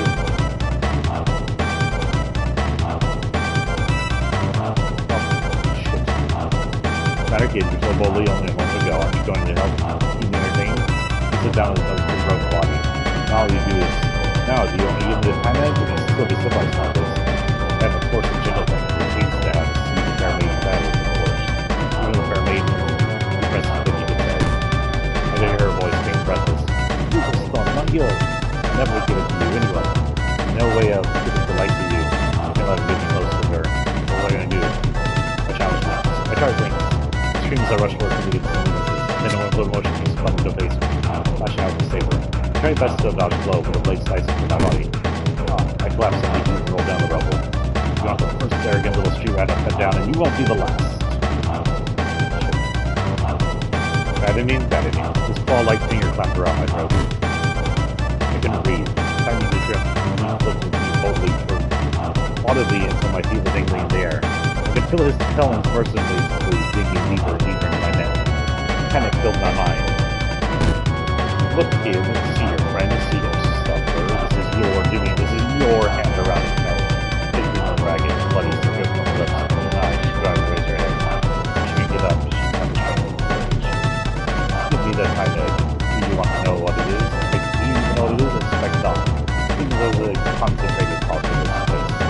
the frozen plane and time I get a hand, one can in the fabric of space and time and rewrite them fast. There are errors I need to correct, mistakes in the past that must be set right. Zero, motion size and my face. How long before it publishes my answer? I struggled to breathe, but I could only make jumping sounds. Kids scream my name. Decide, will you watch the boy die or will it? Does life mean nothing to you? I can't. She balled her fist and then into the fist dropped her gaze. My vision started to fade. Then I heard her voice as she struggled through the pain. I'm sorry, he said, but I swore that I'd sacrifice anything to stop me. Don't worry about me. Don't worry about me. That's all I could do before the world still out past things like here. It was starting to black out. This is really how it was going to end. My right choices, but wrong choices at the time. I think I'm dead. Oh, for crying out loud, find you in here. Have you damn rock? Things grip on my throat loosened. Running with pain, Kid reached and shook her hands to her shirt. Knew you would come run. The end. I threw my body to the ground, then walked over towards her. Just shut up and take it, you bastard. It's all you deserve. With all the strength she could muster, Kid lashed out at Lynx with her right hand. Gah! Left back in desperate attempt to evade the blow. It was too late. His nails, sharp as cat's claws, raked mercilessly into his face. In forward in pain, he staggered, clutching his left eye. Blood oozed out through the gapes in his fingers. You wretched little shit of a girl. Sweet shit. Lynx stood awkwardly, still clutching the wound on his face. The fingers of his free hands arched in the furious talons as he walked back towards Kid, who still lay on the ground. I will kill you all. He kicked her hard, concentrating all his wrath on the inevitable blow. Kid gasped all the wind was knocked out of her, yet more blood ran from her mouth as her body rolled across the floor. Kid, I yelled, hoarsely, clutching my burning throat with one hand. Lynx turned his head slowly toward, look at me, the knife fixing on me coldly as it came to view. He took a step towards me. Yes, perhaps it would be better to start with you, my dear Kid. Rest assured that your friend's death was the most elaborate and painful one. You will truly know what it means to suffer, boy. I'll put you through the same suffering as I did the Luca woman. His body stirred with shock and horror. Her eyes slowly opened, fixated on Leek. They were wild eyes, stained with the blood that poured from her brow. Gritting her teeth and staggering to her feet. Lynx! Lynx! An explosion of light burst from the frozen flame. Another light began to form somewhere near Kid's chest, resonating with the light from the frozen flame. The twin lights intertwined, twirling slowly upward, and as it rose, a golden spiral spread. No, this can't be, Lynx stood motionless, transfixed by the spectacle. Was this the Time Egg's power? Kid screamed as a raging blaze of light engulfed her. I'll never let you do it again. I'll never let you steal from me again. Bathed in the glow, her body shook. Blood-red tears dripped from her eyes as they took on a distant look. And then she collapsed to the ground as if all life had gone out of her.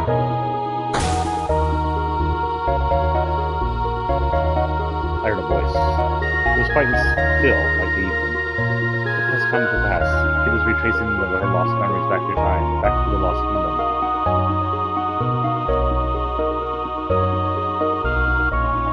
It was through her power the kingdom fell. It was swallowed in the all-encompassing vortex of time.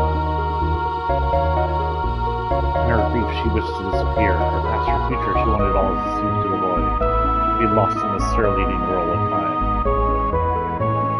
She despised what she had done. She closed herself off from all she saw and heard and cursed her existence. The stone wished for her to live.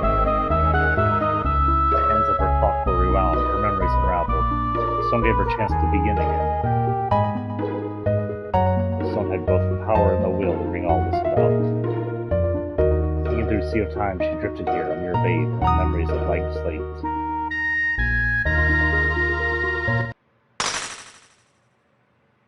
The Time Egg shattered, its fragments raining down on the world, becoming shards of sorrow and anguish.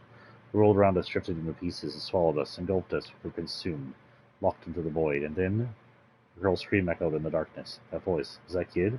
It sounded just like... No, this was all wrong. The black vortex that surrounds us. No, stop.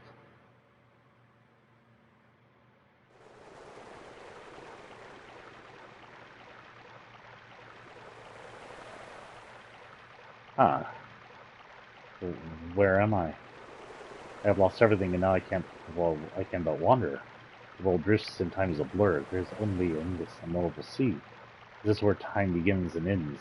This is where all life finds peace, given time. I see myself as a baby crying next to my mother, an exhausted yet proud look upon her face. I see myself aged and wizened, waiting to succumb to death, the bright face and smile. I see countless incarnations of myself walking times in intricate corridors of ghosts. This is a place where countless worlds overlap, infinite dreams play out. If only I could rest here for eternity. And the time's a lot more colorful than I remember it being. Spacey. Oh, I didn't read that. But I hear it calling to me. I hear the song.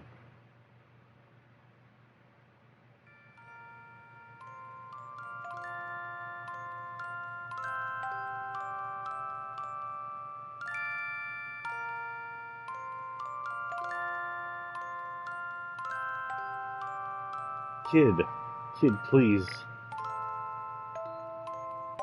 Can you hear me? Kid,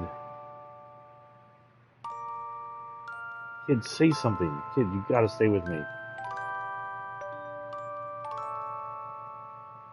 Who's that? Who's calling me?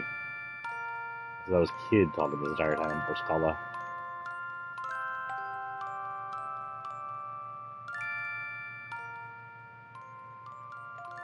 Sturge. What?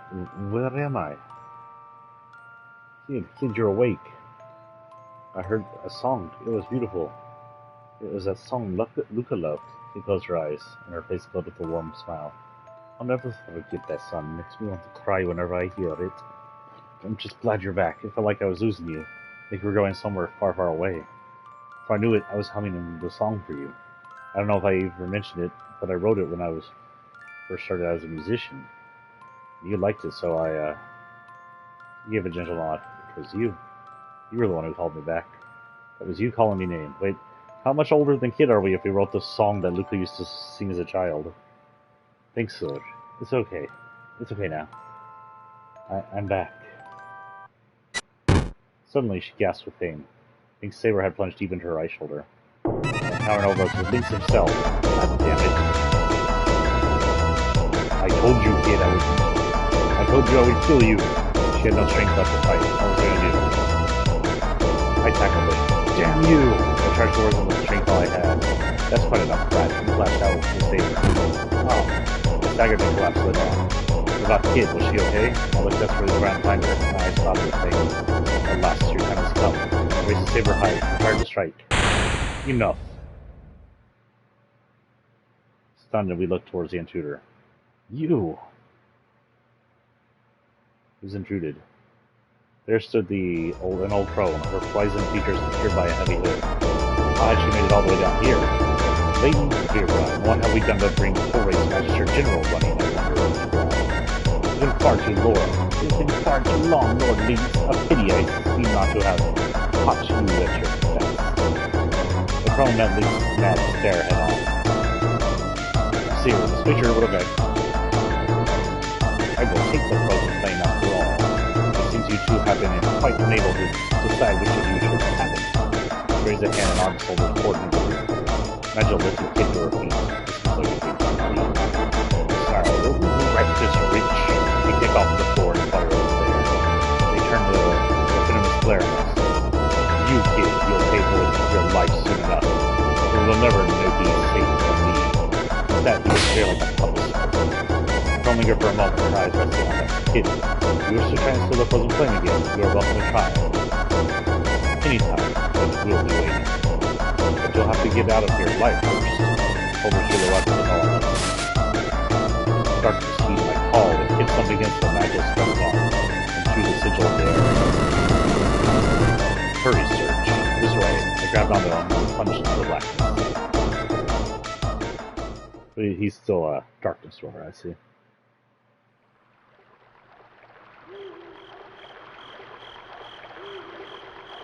Thanks to Magic's magic, we managed to escape the manor alive. The lights of torches dotted the forest, and we could hear soldiers calling to one another. We saw briefly in the darkness of the woods, and Kid leaned heavily on a tree, desperately trying to quiet her ragged breathing. It's a terrible wound she suffered, and she seemed to be taking its toll. Are you okay, Kid? Yeah, don't worry about me, Nate. We're surrounded. It won't be long before they find us, said Magil, his eyes cautious scanning the area. Kid raised her hand to look at me.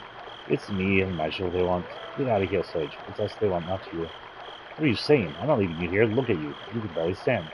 It's nothing I can handle. Besides, I got Nigel with me.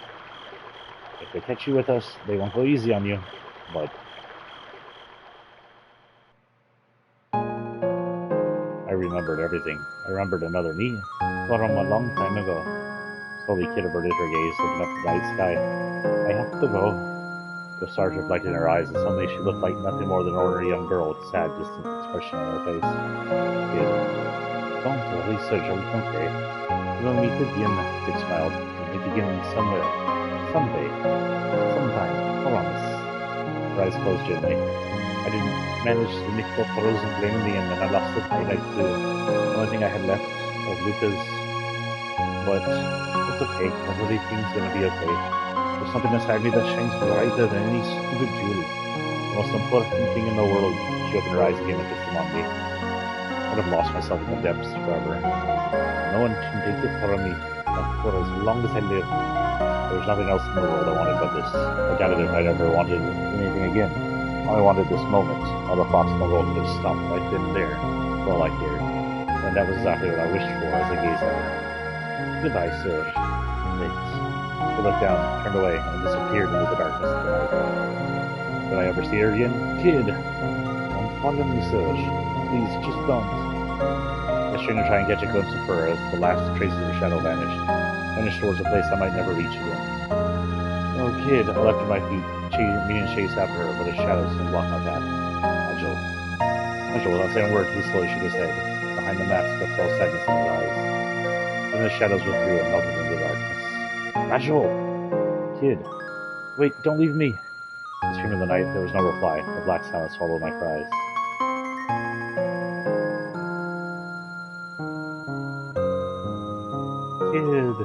Kid!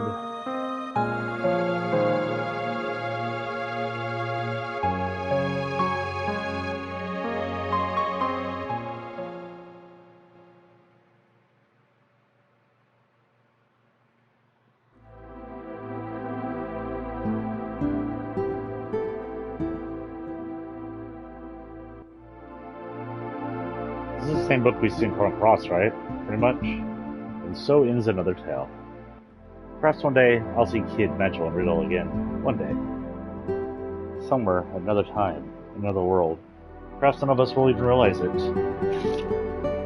But that's a story for another day. For now, I must put my own life in.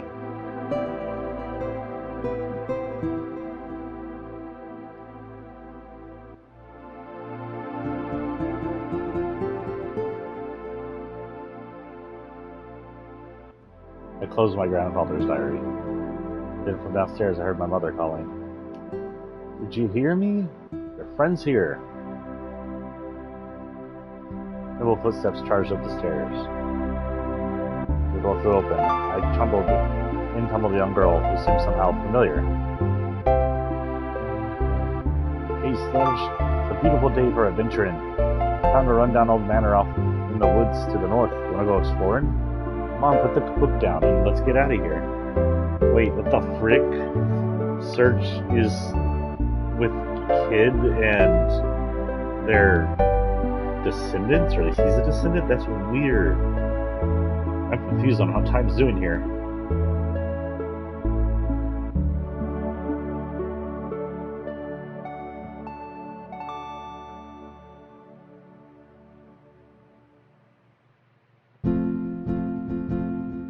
That was a decent little story.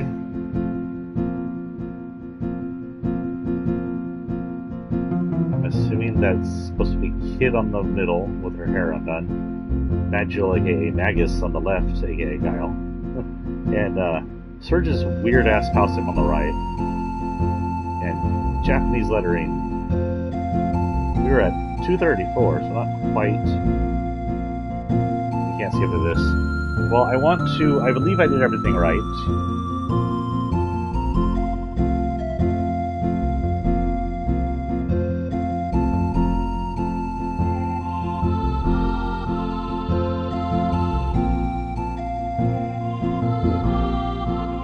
My stomach is not doing fine. It's a good thing we're at the end now.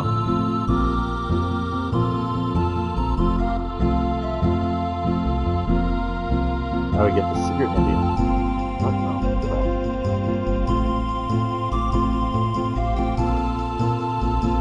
In order to have access to secret Indian exclusive to the Chrono Cross Master, you must first beat the Chrono Cross as well as the partner text space of Interactive Demons. If you're playing both games, head to the game selection menu, hit credits, and don't skip. Okay, so we're going to watch these credits. We're just going to annoy. Once the credits are done rolling, we'll see if we end up back at Radical Dreamers, or if we can get to the main menu.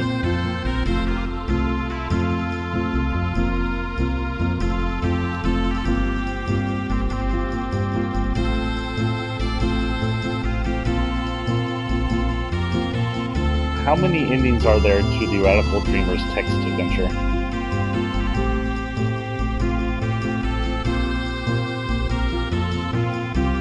There are 7 freaking endings to that game? The frick?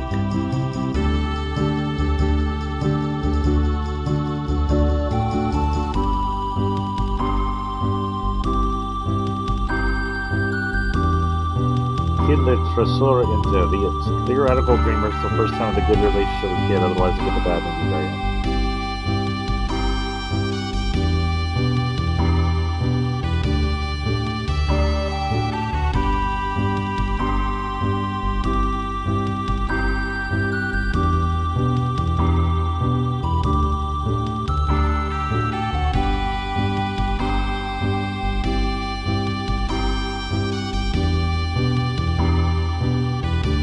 Assuming this is the good Indian.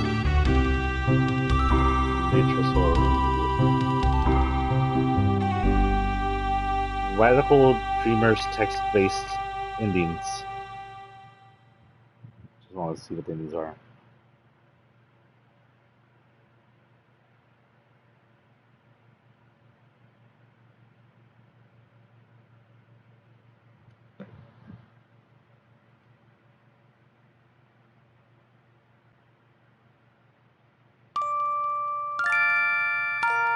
Oh, 107. Kid less Tresor Interdict completed.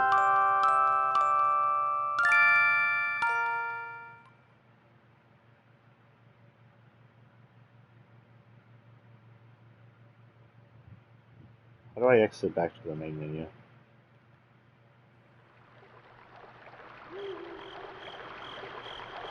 Okay.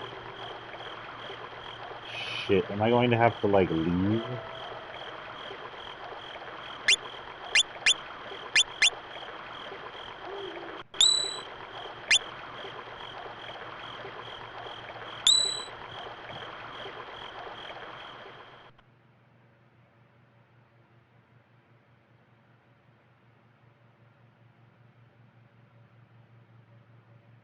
Okay.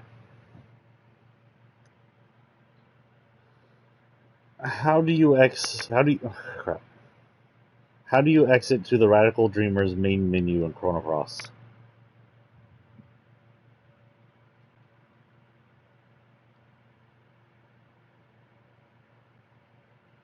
Oh, this is broke. Can you get back to the top menu in Chrono Cross Radical Dreamers?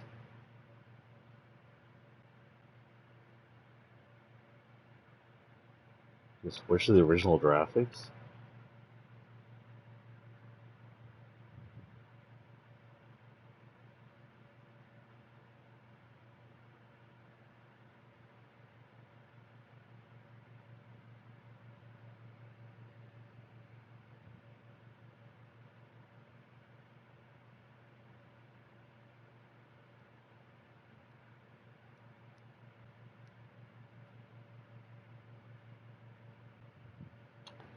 Frick. I'm going to have to actually... I don't know. I guess we're going to have to leave here and come back in real quick. Just for a short one, and I'll have to put these up later. So that was the text-based adventure. We're going to leave here real quick and do a short thing so I can get the actual thing covered. That's dumb. It's dumb that you can't get back to the main menu.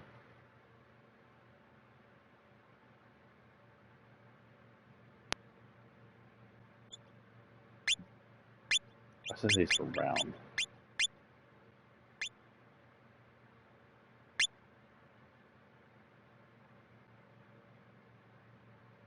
Okay, it's going to close the game most likely when I do this, so just a heads up, I'm at the stream. I'm going to pause, it'll likely just close it. If it does, we'll be back in like, well, I guess if you're watching this later. If you're watching this right now, we'll be back in 2 seconds. I'm going to restart the entire thing. It sounds like, I'm not sure if it's going to be just a message, text-based thing, or an actual cutscene, I don't know, but we'll watch whatever it is.